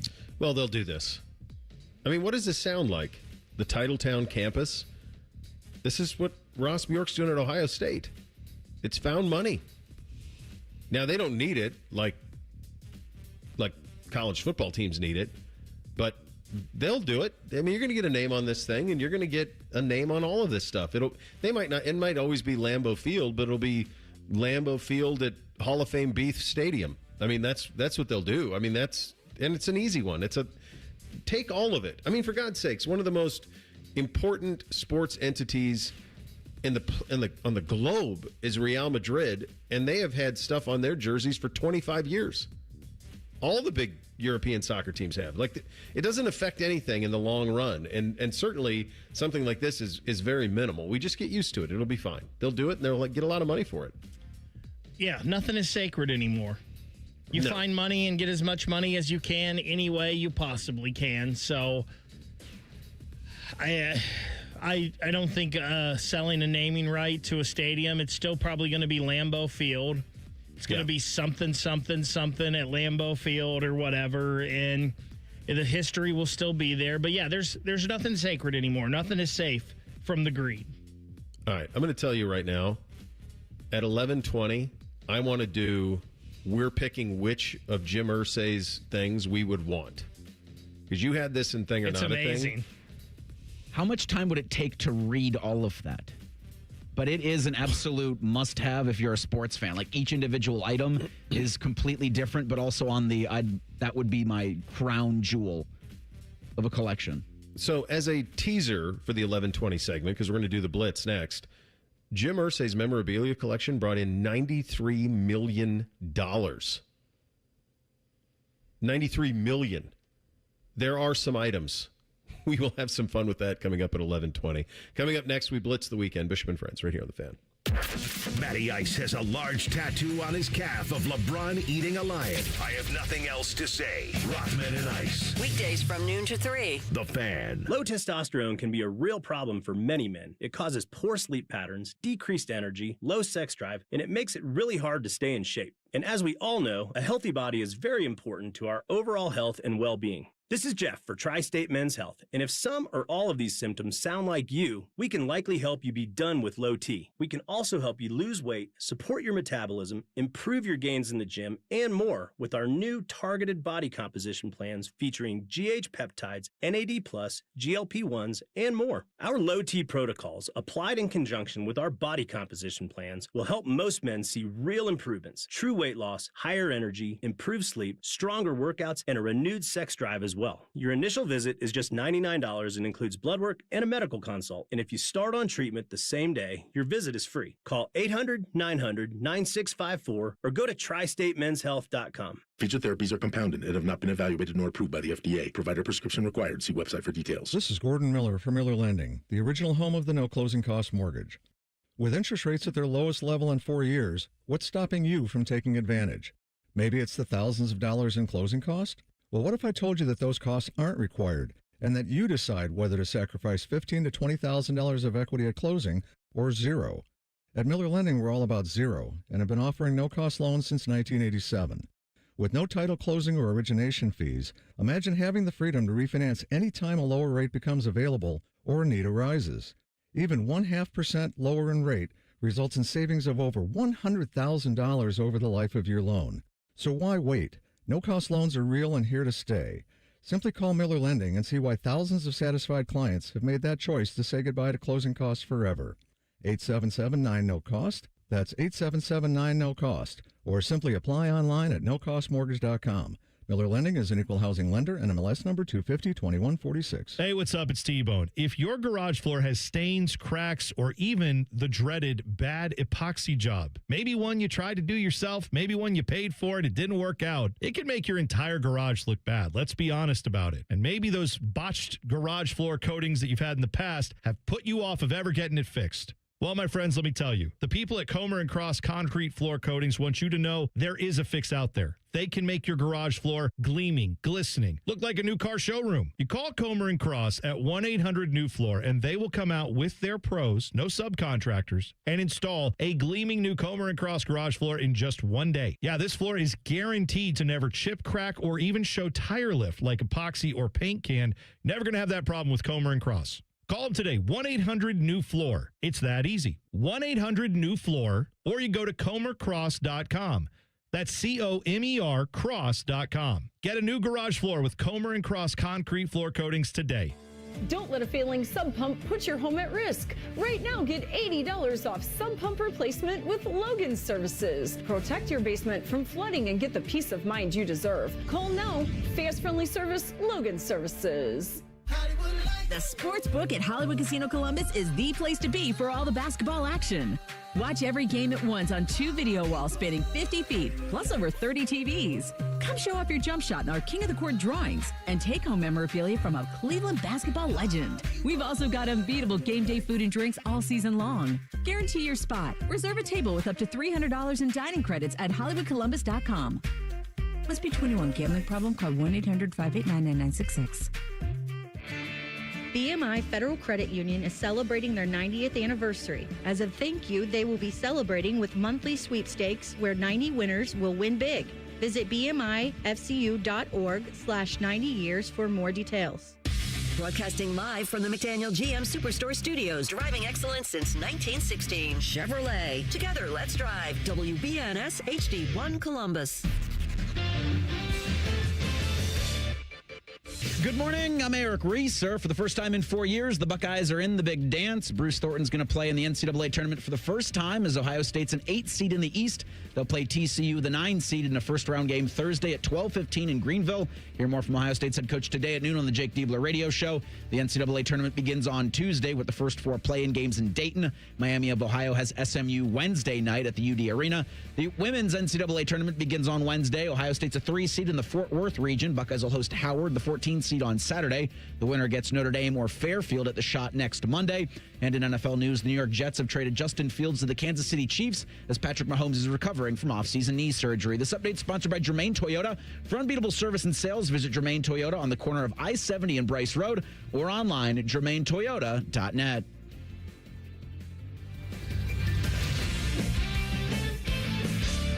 Reeser's mustache is so nice, it has its own area code. You're listening to Bishop and Friends. Fields to the Chiefs, huh? Didn't see that one coming. No. His preferred destination? I wonder if it's I mean, I get it from their perspective for sure. I mean, that you can win games with him and you can build an offense around what he can do. Yeah, that's an interesting one, him there. Very, very interesting. Quarterback finishing school is kind of where he needs to do. Maybe 2 years he's still a young dude. A couple years with Andy Reid, maybe he can reinvent himself a little bit. Final hour here on a Monday. Scoonie Penn going to join us in 29 minutes to break down what he saw from the Buckeyes at the Big Ten and what he makes of the bracket that they have in front of them. We kick it off, though, as we blitz the weekend. Hit it, fellas. Bishop and Friends present a weekend sports blitz. Sponsored by Metal Supermarkets. Visit metalsupermarkets.com/Columbus for all your metal needs. I believe I had that. Reese, what'd you have? Well, I've been saying it almost as long as I've been in front of a microphone on this station that the Mid-American Conference is good enough yearly to send 2 teams to the big dance. And it finally happened. I think what had happened with this, obviously Miami going on its 31-0 historic regular season run, but everybody who's a big name in the sport in terms of its coverage for college basketball almost shamed the NCAA tournament selection committee into putting the Redhawks in. Like, imagine just the conversation over the last month was Bruce Pearl on one side and everybody else on the, Bruce Pearl, you're an idiot. Yeah. For me, what I had was that Arizona is good. And every year at the beginning of college basketball, I kind of take a little tour, if I can, to try to see some of the who are some of the better teams in the country. And early on, I thought Arizona, why Notre Dame? Arizona was pretty good because of that backcourt they had of Berries and Bradley. And that made me take notice because backcourt play a lot of times gets you where you want to go in March. And they stumbled. They lost 2 in a row. No shame losing to Kansas and Texas Tech there. But other than that, they've been perfect this year. And for them to run that Big 12 tournament, and that Big 12 tournament has some pretty good teams at the top of it. Arizona, they might be the best team in the country. Yeah, I agree. They look it to me. And I think, that was a great game they played on Friday night. With a game winner over Arizona State? Yes. Yeah, that was an incredible game on Friday night. So that was against Iowa State. Yeah. Right? Or Iowa State, Iowa State. Yeah, Iowa State gave them everything. Look, I do this because it's what kids do at this age who love basketball. But I do think by and large AAU really sucks. I think you try the best you can. My kids have had mixed experiences. Beamsy's mostly had great ones. NBC's hit or miss. We were at Beamsy's game. He had a game at 8 a.m. Sunday morning. And his team lost. They were competitive but lost. It was a good game. 2 relatively even matched teams. On an adjacent court, a team was up, I wrote this down, 77-31 with 5 minutes left in the second half and was still pressing. Oh. What are we doing? What are we doing? Shame on the team that had 31 for that coach putting them in a tournament that they shouldn't have been in. And shame on the coach of the team that was up 77-31 for still... who's gaining anything from this? Did they have backups in at least? There aren't backups in AAU. Ah. So it doesn't... I mean, that turned the AAUification of the NBA. Basically, the 8 best players in regions all play together, and so there isn't, even when you put the bench in, there is no bench. So it just is overwhelming, and it just sucks. And I hate when coaches do stuff like that, and I see it a lot in AAU. There was a game last weekend. I think I told you guys 85-3 was the final. 6th grade basketball, 85-3. What are we doing? I didn't have that. What didn't you have, Reese? I think this. I'm going to push back against this making me a man of little culture. I didn't have the Oscars. Like, I can't keep up with the awards and how many there are and what. Is the Oscars is film? Do I have that right? But that kind of eats into a little bit of your social media discussion yesterday. But it was all Selection Sunday, and I'm here seeing things about movies that I haven't thought about in like 2 years. Because I know Sinners had a lot of love, and Sinners is a great film, but I don't think it hadn't come out like in 2 years ago, maybe. Sinners. It was last year. Was it last? Okay. Yeah, it was last year. I don't around even know this the time. cycle for what would. Yeah, it's 1 year. Okay. We touched on this a little bit earlier, but I did not have Purdue winning the Big Ten tournament. I especially didn't have them beating Michigan in the final. Purdue had really kind of struggled for the last month, maybe a little bit longer. They'd lost 3 games in a row at 1 point, 3 and 4 at another point. The loss to Wisconsin and Ohio State there in the 2 of 3 games. It didn't seem like Purdue was a team that was playing their best basketball down the stretch, but it sure seems like Matt Painter got them to flip the switch when they needed to. Their 4 starters were great. 4 of their 5 starters were great the other day in that game. Braden Smith has really been pretty good all year, but all of them were good that you expected. That was the Purdue team we thought we would see. Yeah. Yep. I did not have waking up Saturday morning. Yeah, it's been windy for like 3 straight days. I did not have waking up Saturday morning to 5 trees 30 feet tall or better all down. And when you're talking about 30 to 40, 50-foot trees, you're now calling a guy in with a crew to handle this. Let's just say that ain't cheap, kids. That ain't cheap. I might just cut them all down after this. You're here. Just take them all. Like, I couldn't believe it. I could not believe the wind. The wind has been nuts all weekend long, and we just got pummeled by it. Player who impressed. Reese? I'm going to go teams here, and it's Ohio State hockey. Both the men's and the women's had themselves a weekend. Ohio State women beat Yale 6-1 for a trip to the Frozen Four, and the Ohio State men beat Michigan State 3-2 in overtime in the semifinals of the Big Ten tournament. They'll play Michigan on Saturday for the Big Ten tournament championship. The first time ever Ohio State's played Michigan for the Big Ten tournament crown.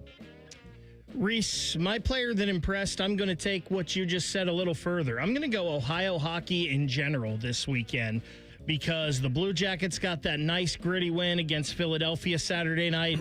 You just mentioned what both Ohio State hockey teams did, upsetting number 1 seed Michigan State. The men did to make that trip to the Big Ten tournament championship next weekend. And then the hockey was great at Nationwide this weekend in the state tournament. You had Gilmore winning on Saturday 4-0 over Northview, and St. Ignatius winning a classic over Dublin Jerome in 3 overtimes. And then Gilmore wins the state championship yesterday over St. Ignatius in a pretty good game. They won that one 5-2. I just think this was a great weekend for Ohio hockey all the way around. Yeah, well said. Well said. So Buckeyes in Michigan for the Big Ten title, right? That's the setup. Gotta love that. Yeah. That's up at Yost, right? I believe it is. I don't know. Yeah. Is it up there? I'm not sure where they're playing that one. The Big Ten tournament championship game. I think it's at Yost. That sounds right. Pretty sure it is. It is. Yep.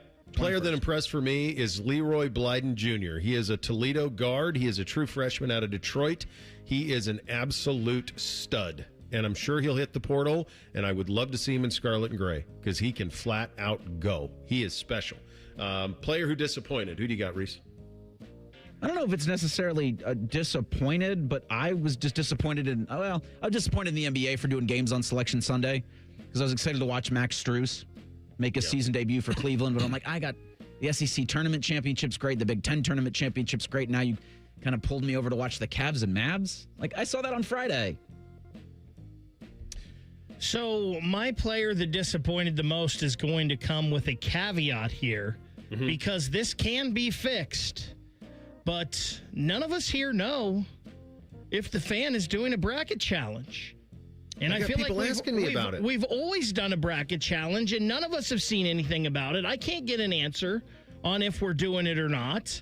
And if we don't, that's a big miss on our part, I think. But this can all be redeemed if someone steps up to the plate and gets us a bracket challenge for everyone to participate in.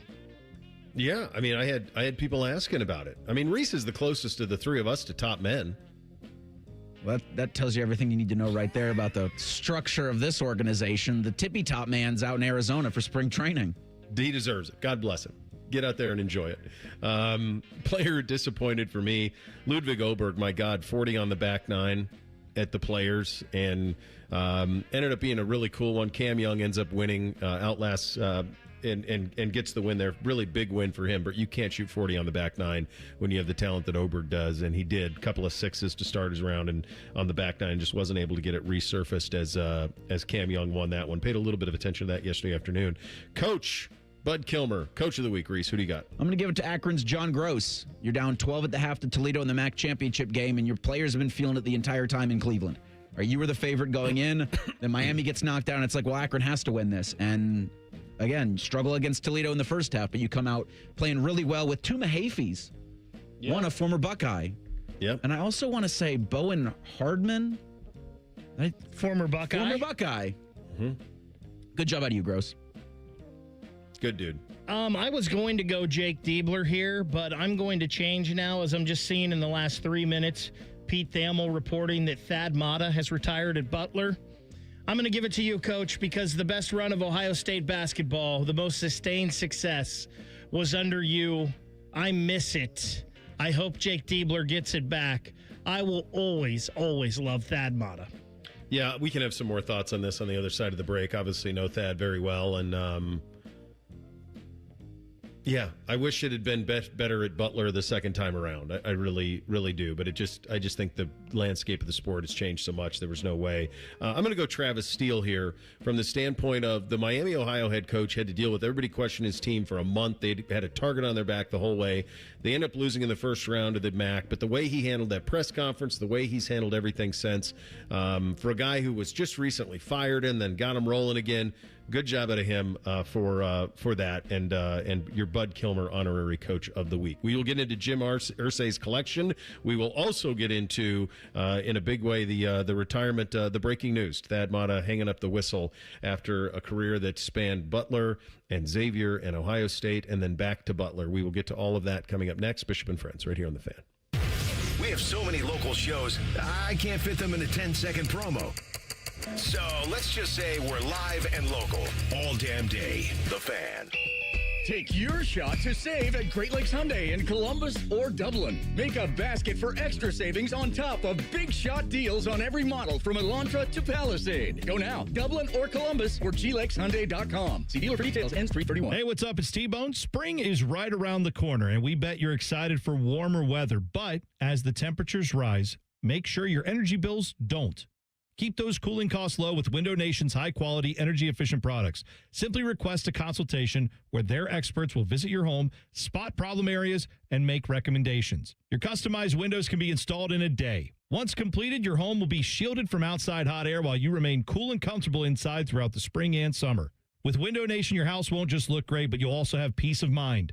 All of Window Nation's products are backed by a lifetime warranty. In fact, there's no better time to upgrade your home with Window Nation than right now. In March, the more you buy, the more savings you could enjoy, up to 50% off all window styles. And be sure to ask about Window Nation's generous financing options, including $0 down, 0% interest for 60 months, and payments as little as $199 a month. Visit windownation.com today to schedule your free consultation. Once again, that's windownation.com.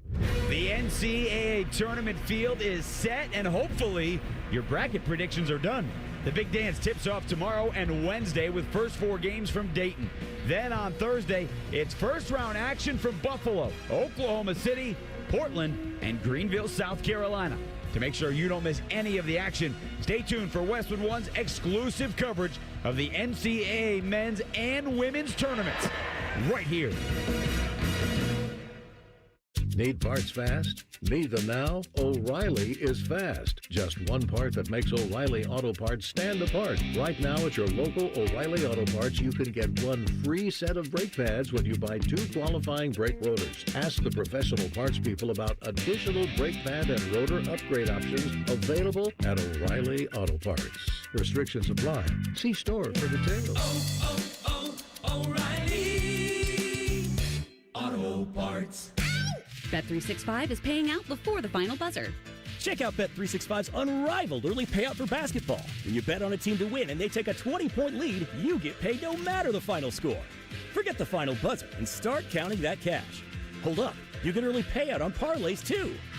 Download the app and see why it's never ordinary at Bet365. Gambling problem? Call 1-800-GAMBLER. 21 plus only. Must be physically located in Ohio. T&Cs apply. Can't follow the Buckeyes to the tournament? Adam and Nicole hit the road for all the action. Sponsored by Logan Services, proud sponsor of Ohio State Athletics. Keep it locked on 10TV, 10TV Plus, and your home of the Buckeyes, The Fan. Nobody celebrates St. Patty's Day quite like Skyline. Come enjoy your favorite 3, 4, or 5-way made with green noodles. It's a tasty tradition that happens once a year, and March 17th is the day. Come and get your green ways at participating Skyline locations.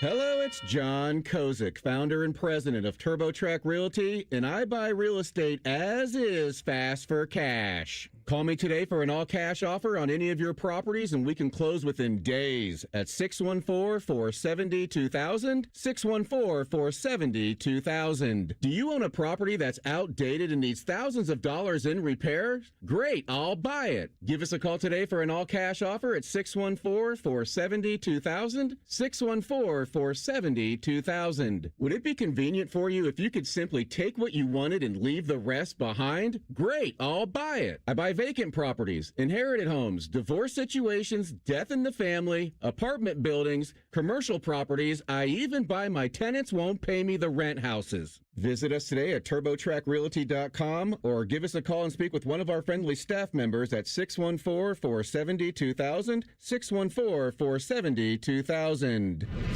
Fan weather. From the Logan AC and Heat Services Weather Center. We will see chances of snow showers throughout the day. Otherwise, mainly cloudy and cold with temperatures continuing to drop into the 30s by the time you're heading home from work with gusty winds. We'll see those stronger winds continue as we go into tonight and maybe a few snow showers lingering. Otherwise, mostly cloudy and cold with our lows in the 20s. For the Fan, I'm meteorologist Meredith Garfalo with the 10 Weather Impact Forecast. T-Bone and Tybus are everything you want in a delicious breakfast. Lots of empty calories, no nutritional value. Weekday mornings from 6 to 9. The Fan. With friends like these, who needs former college football players? This is Bishop and Friends. He's a legend here. I mean, simply put, I think he's responsible for the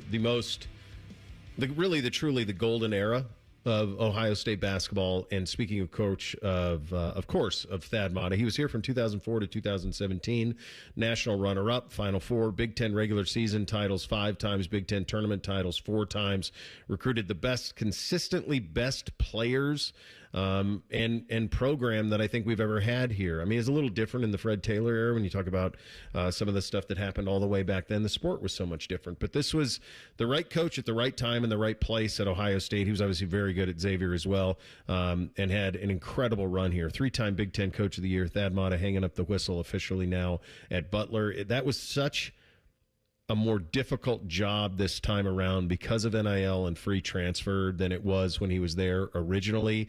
And I think that probably he noticed that. You remember those comments from Hurley, Dan Hurley, after they had beaten Butler, and he talked about the respect he has for Thad and just how they don't have the money to have the type of rosters that they used to have. Thad was right coach, right time, right place for us, and then about everything bad luck that could happen for him did. The health-wise that happened here, which limited his ability to recruit, that was a huge factor, and then obviously the way that it ends at Butler. But he will be treasured and beloved here. Guys, he's only 58 years old. he could have been so young. Yeah. He's got 500 career wins. There was a time when he was on like the Bill Self track in terms of like win percentage, all-time wins. Like if he had just kept it up, he was on that track. There was a time for a long time where it felt like if he was ever going to leave here, it would be to go to Kentucky. None of that ever happened. He stayed here, and then the momentum kind of waned, and now done at Butler. I would say this. I hope that there's some common sense here, and if Jake wants John on his staff, find a way to do that. I know that there's nepotism stuff they always have to get around, but John I think he's Diebler qualified. No kidding. And so if you have to do something, Florida State did this to get Bobby Bowden's kid on his staff. If you have to get around it, what they did is they had Bowden's kid report to the athletic director. So just have John report to Ross. But like, bring Deebs home, have him coach with his brother. Let's go. Like, let's get that done a little bit. I hosted his show. He's a prince of a man. That's as good of a guy as you're going to find. I don't know for sure in my lifetime, and I don't know if it'll ever happen again. And this isn't a knock on Urban or Ryan Day or any other basketball coach that has been here or Jake Diebler right now. Always in my life, I think if there's a time that I could go back in Ohio State athletics, the two coaches I would want would be Jim Tressel and Thad Matta, and you had them both here at the same time, and both of them having a ton of success. Yeah. Like 2005 to 2010. Lord. Well, yeah, I mean, and really, and then you go to Urban. Yeah. Because you have the beginning of Urban. I mean, in 2012, the football team goes 12-0, and the basketball team's in the Final Four. 2007, obviously, they both play for national titles. So, like, yeah, that's as good as it gets. So, congrats to Thad and on the retirement there, and now we'll see what happens. But kind of a product of just how the sport has changed. So, you had this, Reese, in Thing or Not a Thing. The details of this, I'm going to leave this to you, and then we can talk about what we would want. But the reality is the late Jim Irsay had one of the greatest memorabilia collections in the history of Planet Globes.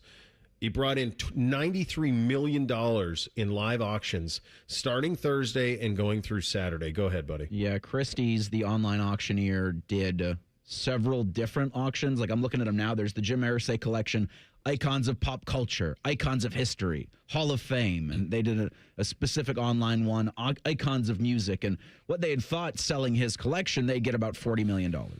Yeah. Well, after everything settled on March 13th, they brought in $93,656,609. So they did just a little better. He, of course, was a guitar enthusiast, putting it mildly. Like I was just scrolling the 100-plus guitars that he had up for auction. But some of the notable items sold in this over the last couple of days of last week was the used saddle for Secretariat in the 1973 Triple Crown. That sold for $1.5 million. That's the most ever paid for a horse racing item. He's got saddle? The saddle. Wow. He's got an Oilers jersey worn by Wayne Gretzky when he scored his 500th NHL goal. That sold for $952,000. He's got Muhammad Ali's fight robe from Ali Liston 2, which was his first public appearance after changing his name from Cassius Clay. That sold for $444,000. 1953 game-used bat from Jackie Robinson sold for $406,000. A spiral notebook containing 28 pages of Sylvester Stallone's original Rocky script sold for $500,000. Wow. That's pretty damn good right there. That's pretty cool. The auction. Of those, what would, before you get to the guitars, of those sports items, and then I think about, okay, if I got it, how would I display it?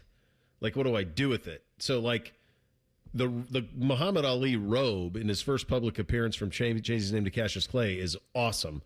But am I going to have to, like, build a boxing dummy to put it on? Like, how am I going to display the robe? See, I think if I'm able to spend that kind of money on a memorabilia item, the setup isn't going to be the problem because the robe for me. I'm saying it's you, and now you got it. Like, you're not paying for it, but you can just have one of these. Yeah, I'm gonna take the robe, and then I'm just gonna figure it out. I think I would get a hold of Ric Flair. Snacks. Yeah. Eating snacks, petting Odie in the Cassius Clay robe. I'm just going to be wearing it just to do whatever. Instead of a Around the Snuggie. house. It's all I'm going to be wearing. It's my house robe, honey. I think I would talk to Ric Flair. He'd probably be able to let me know how to display That's robes true. Yeah, in the proper way. Man, Yeah. of all of these, this would be tough. And again, what do you do with the saddle? That's Secretariat, but that's good. And the spiral notebook with Rocky, that might be the coolest of all of these.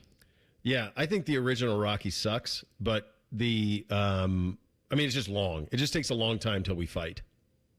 It's a lot of setup to get to the time we fight. So it just takes forever to get there. Whereas the other ones kind of jump out of the gates.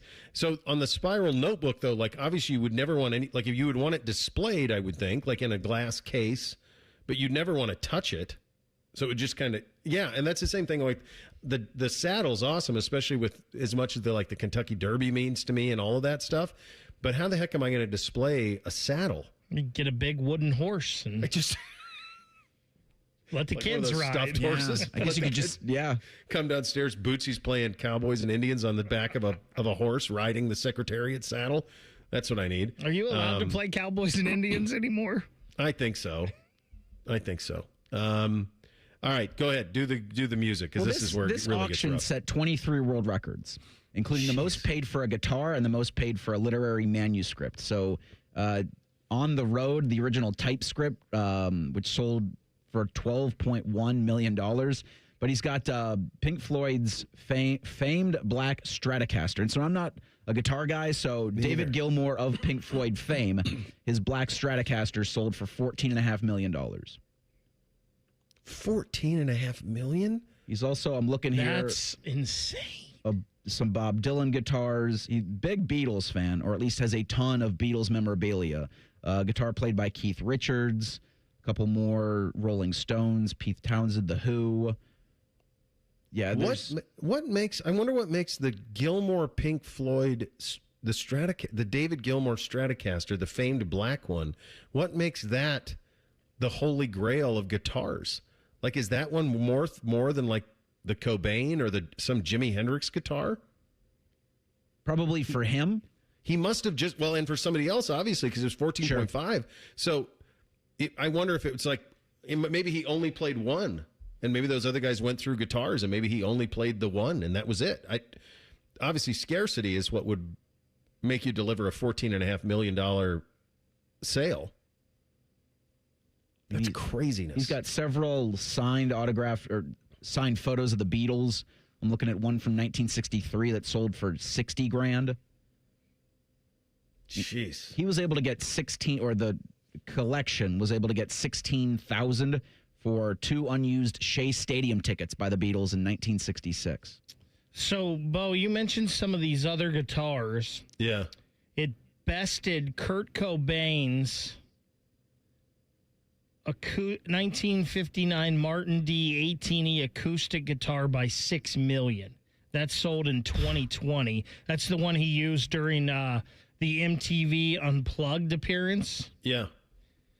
This is the guitar that says that Gilmour used in the recording of The Dark Side of the Moon, Wish You Were Here, Animals, and The Wall.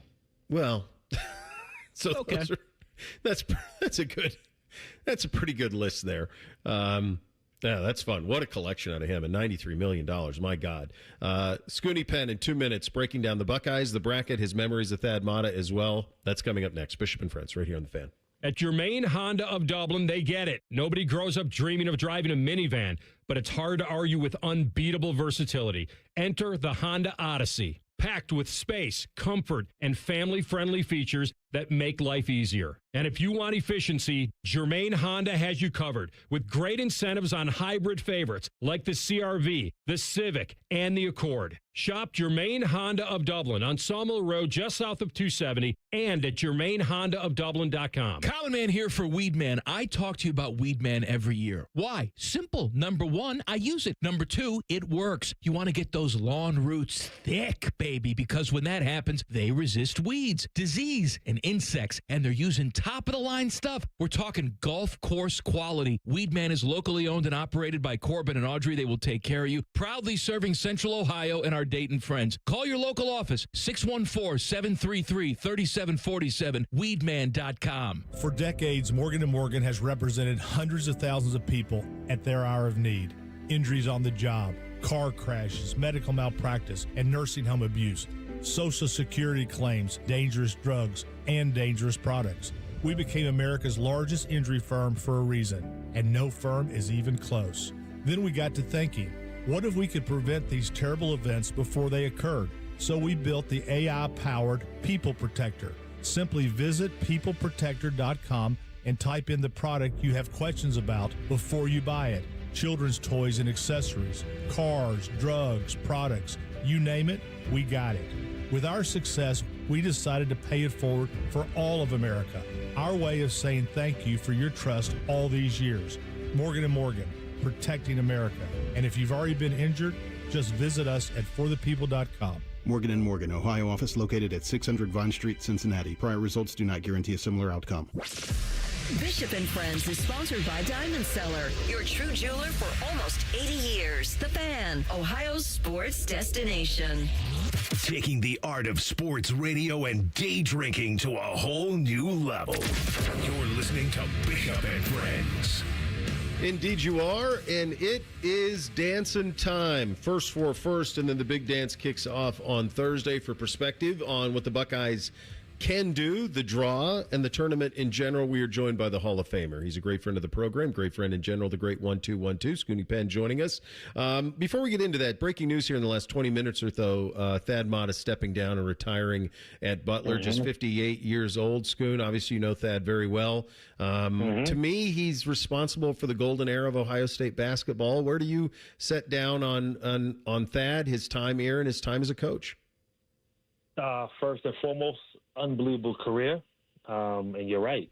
He is responsible for the golden age, here at Ohio State University. I know he's had a rough patch at Butler the last few years, and I just wish him luck in whatever he does next. But great guy and a great coach.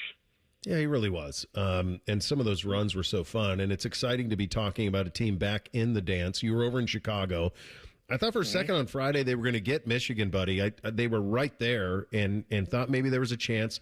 Michigan's obviously very, very good. What did you make of this team's 2-game run in Chicago and just kind of what that can do to propel them for March? Well, I think first, the Iowa game, Tilly played awesome. I mean, we needed him early on. He kind of kept us in the game, and that was good to see. But in that Michigan game, I thought that we were a loose ball, 50-50 ball away, a missed layup away. Like, we were poised to beat those guys. I really thought that we were going to win that game. But, okay, the outcome didn't happen the way we wanted to. But I think that gave these guys tremendous confidence. I love the way they look. Bruce Thornton has been Bruce Thornton all season. And other guys are stepping up at the right time. It just seems like this team collectively is coming together at the right time. And you have to, because right now we just one and done. That's it. That's all it is. It's one and done.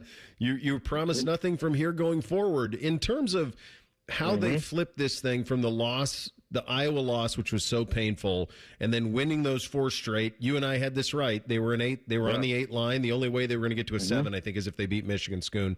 But what changed for you in terms of guys on the roster that allowed for this flip of play that took them from a bubble team and bubble out probably after the loss to Iowa to securely in and in the 8 line? Well, I think guys just getting healthy at the right time. We know Mobley went down with a hand injury, and he came back on fire. Tilly sat out a game or 2. He came back playing well. So at the right time, you're getting all your guys back as healthy as they possibly can be. And I think also you just figured our backs against the wall. They knew that they had to have that Purdue game, and it just shows the character of this team here. And I think you got to give Coach Diebler and that staff a lot of credit, because when it was looking a little dim about 4 weeks ago, 3.5 weeks, a couple wins, and we turned this season around, and here we are in the dance. When you you've accomplished so much in your career as a player, as a coach, all of it. Where does the 98 run rank for you? And were you aware of how special it was while you were in it, or do you even have time to think about that? This is wild because just the other day in Chicago, I was at lunch, along with George Reese and a couple other people, Evan Turner. We was in Chicago, and we spoke about this. That as good as the 06, 07 team with Conley, Odin, those guys, and then with Sullinger and Kraft when they made their run, our run was more special than all of those. I think probably because it came out of nowhere. But you're right. During the time, I did not realize how special it was. I think because we were just so in it and it was game by game, you didn't realize it. I actually didn't realize it till years later down the line on how special that run that we made was. But, in saying that, we're your favorite Buckeyes team, and that's just how I feel about it. Yeah, and I think there's the – look, March is you guys weren't Cinderella, for God's sakes. They had you. You had Mike Red. You guys had studs. Yeah, we weren't Cinderella, yeah. But so you weren't that. But you did kind of come out of nowhere, and that is – I guess that's what I'm curious about. Was there something – because I'm thinking – not to suggest that I have no delusions of grandeur that this team is a Final Four team. I think it's a very difficult draw, even if they were somehow to upset – if they beat TCU, upset Duke, and we can get to that in just a second. It's just a brutal region.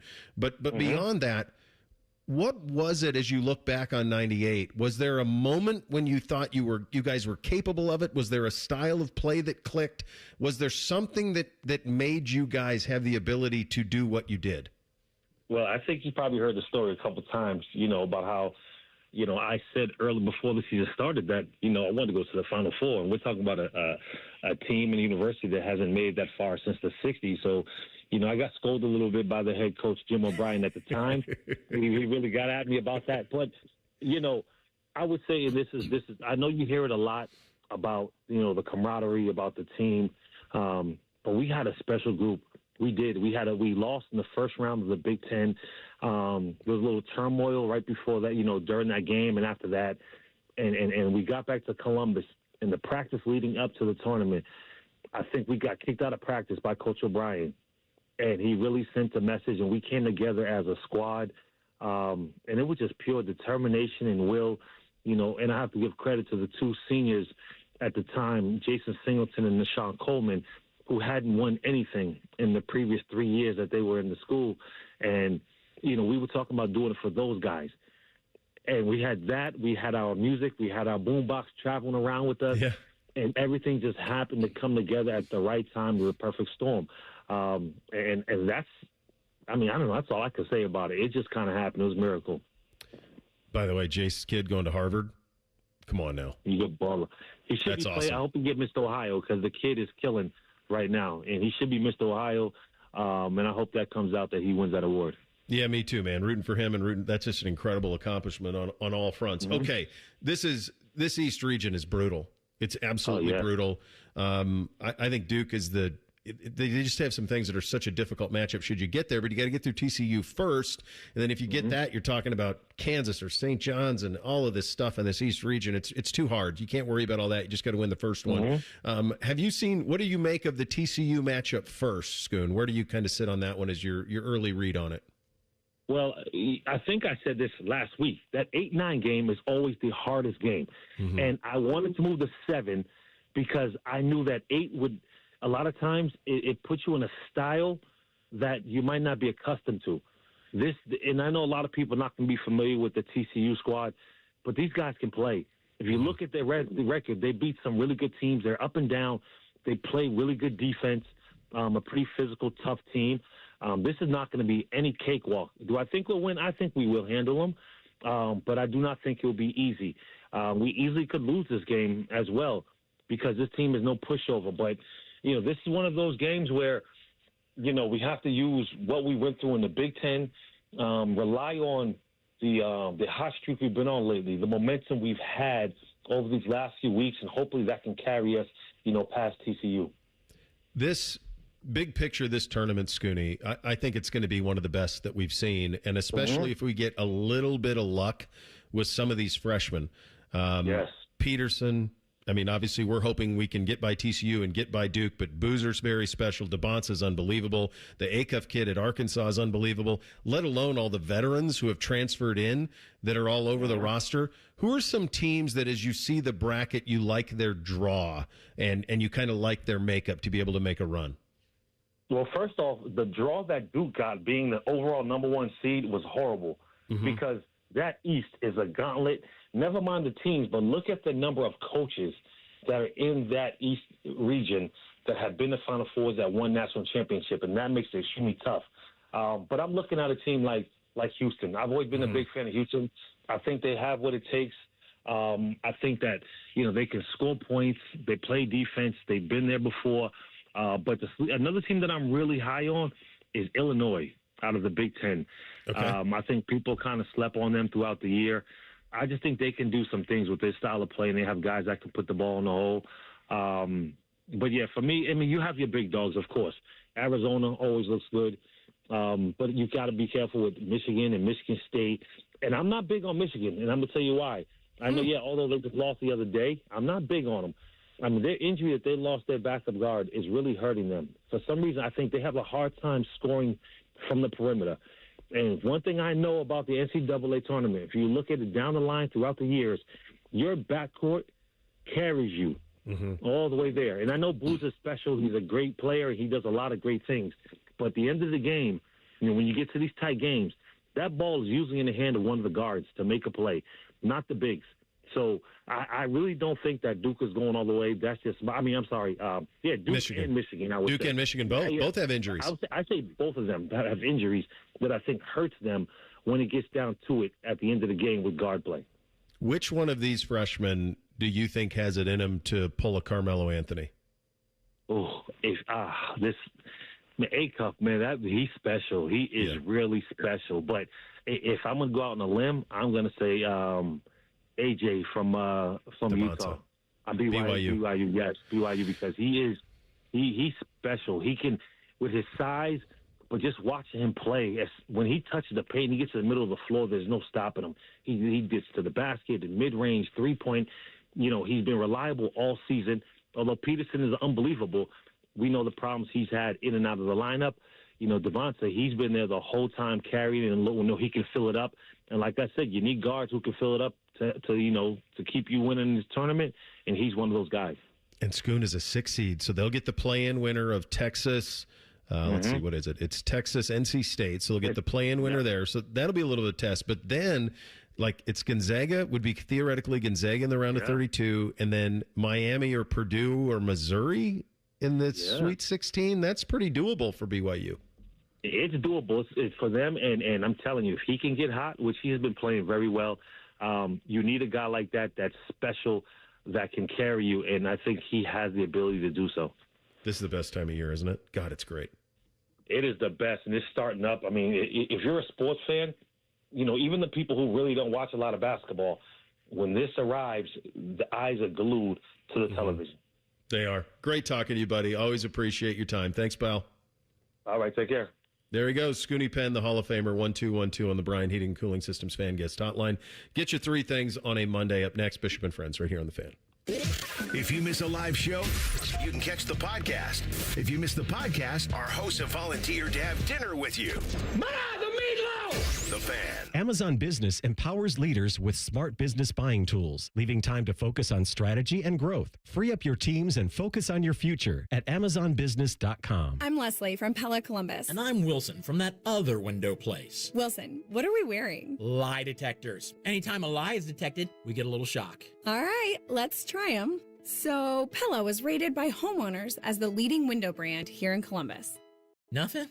Okay. Well, our windows can change the look of your home. This thing sometimes shocks you when you tell the truth. Ouch. It's okay. I'm having fun.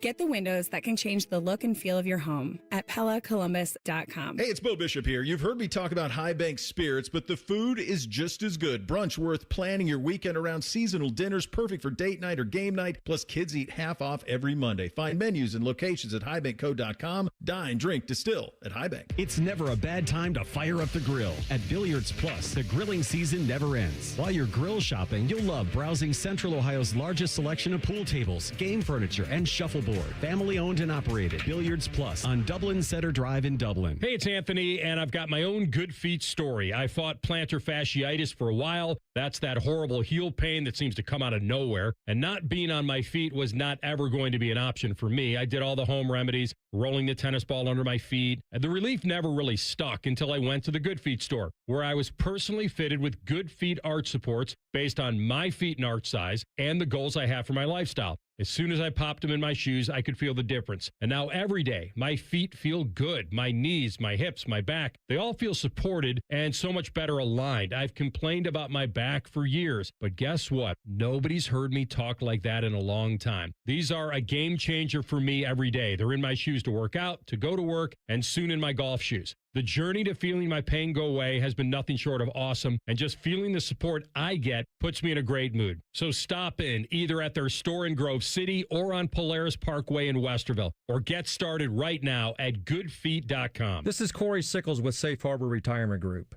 If you are retired or in the planning stages, we can help you maximize your income.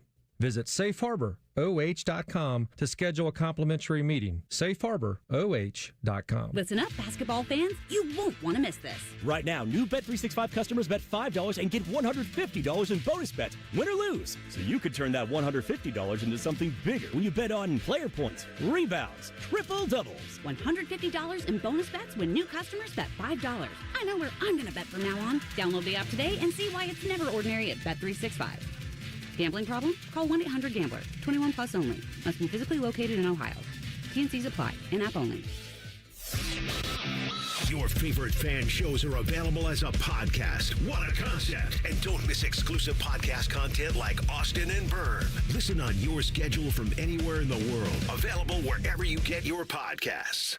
At St. Jude, every innovation we make is a moment we give to children with cancer everywhere. But we can't do it without you. Learn more at stjude.org. Most people don't think about their garage door until it stops working. Hi, I'm Tommy Mello, owner of Don's Garage Door Service. A noisy garage door is a cry for help. Most repairs are simple, but if left untreated, they can turn into costly repairs. Your garage door works hard every day, and a little maintenance goes a long way. We fix garage doors fast with quality parts designed to last a lifetime. There's never a good time for your garage door to break, whether you're rushing to work or you're trying to get the kids to school. We know how much you rely on your garage door. That's why we offer same-day repairs, because life doesn't wait, and neither should you. Over 90,000 five-star reviews don't happen by accident. They happen by putting people first. Fixing your garage door is what we do, but making your life easier and your home safer is why we do it. Families trust us because we deliver, and we'd be honored to earn your trust too. From repairs to upgrades, call Don's Garage Door Service today. All your favorite fan shows are available when you want them. Head to 971thefan.com and hit that subscribe button. The Fan, Ohio sports destination. Distilled sports discussion, served in light beer quantities. You're listening to Bishop and Friends. All right, Reese, what do you have on the poll today? Daily Fan Poll sponsored by JT's Pizza and Pub. It asks, how far do you have Ohio State advancing in your bracket? Your options: losing to TCU, second round, Sweet 16, Elite 8 or better. 75% of respondents say they're going to the second round. 17% say they're going to lose to TCU, 5% Sweet 16, and then 3% of you say Elite 8 or better. Let's go. All you need is hope. Survive in advance, boys. It's all you need. Time for three things on a Monday. Hit it, guys. 1, 2, 3 things. Sponsored by Newman Roofing. For all your roofing, gutter, or siding needs, call Newman Roofing today at 614-NEW-ROOF or visit online at newmanroofing.com. All right, number one for me. So when this goes all the way back to Christmas, when the day after Christmas, my wife took the boys to California and I stayed here amidst the god-awful weather. And I was looking for things to do other than put on Legos, so I ended up watching several of the movies that were up for the Academy Awards. I hadn't done that in a long time, and there was time, so I did. And the one that really was incredible was One Battle After Another. So when I watched that, and then I said, well, that's the best movie I've seen in a while. Let's see what happens. And so I was pulled into the Oscars last night and watched it, flipped around, bounced around from thing to thing, but ended up watching some of the big awards as they were handed out. It did win Best Director, Best Picture, and all of the things that come with that. But the other thing that they did, and I thought it was really cool, Conan O'Brien hosted. Some hits and misses, as there would be on all of that stuff. Some of the jokes fall flat of the presenters as well. But they did an in memoriam that had to be the biggest that they've ever done because of the quality and fame of the people we lost this year.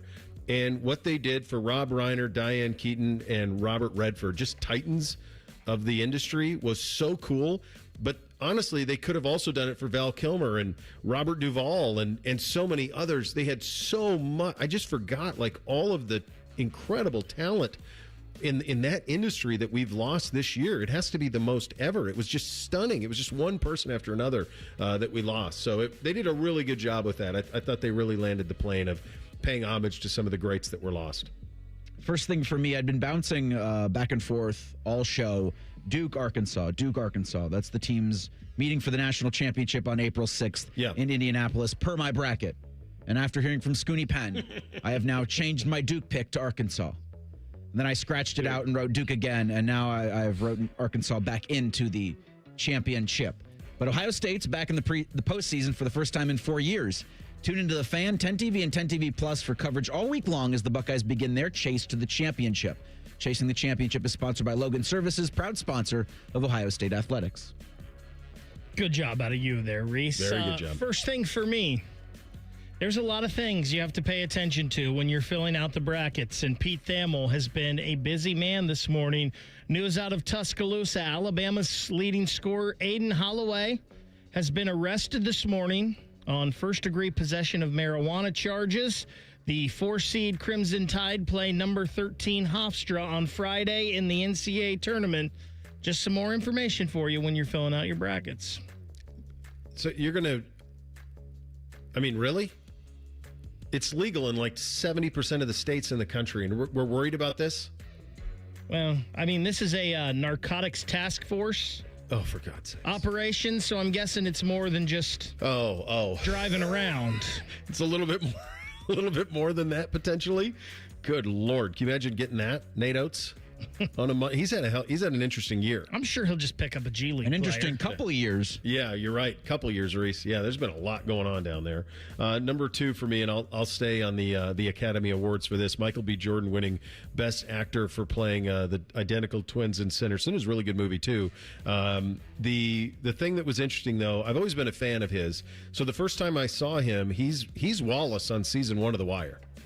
And the famous line in season 2 of The Wire, when "Where's Wallace?" string, "Where's Wallace?" Like that comes back to him. He was unbelievable as a young kid acting in that. And then he became Vince Howard in Friday Night Lights, which is kind of one of the only times when a series like that completely shifted what it was in midstream and it actually worked.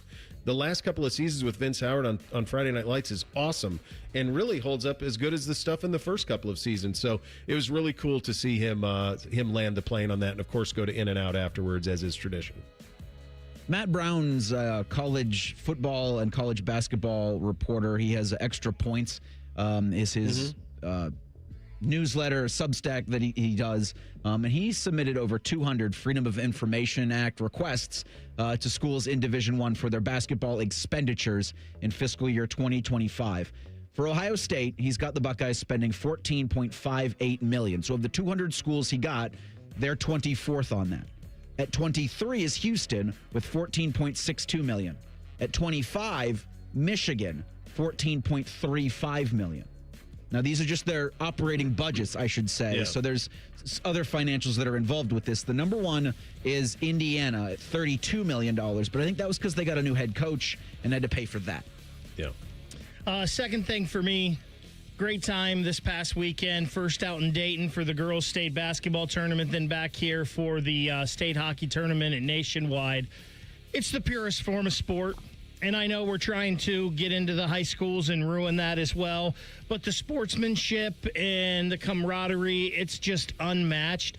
In the St. Ignatius Dublin-Jerome game that went to 3 overtimes, the Dublin-Jerome goalie, John Michael Boozlink, played tremendous. And he was just devastated when he gave up that final goal in the 3rd overtime. Yeah. The St. Ignatius goaltender came down and hugged him and consoled him, and it was just the best moment. It's the purest form of sport. It's great. It's great. It really is. By the way, Pick Central knocking off Lakota West, top 15 team in the country on the boys' side of things as well. I'm going to go rebook my entire spring break. Jake's up next. The latest from the world of Ohio State athletics. Weeknights at 6 on the Buckeye Show. New special guests and everything Scarlet.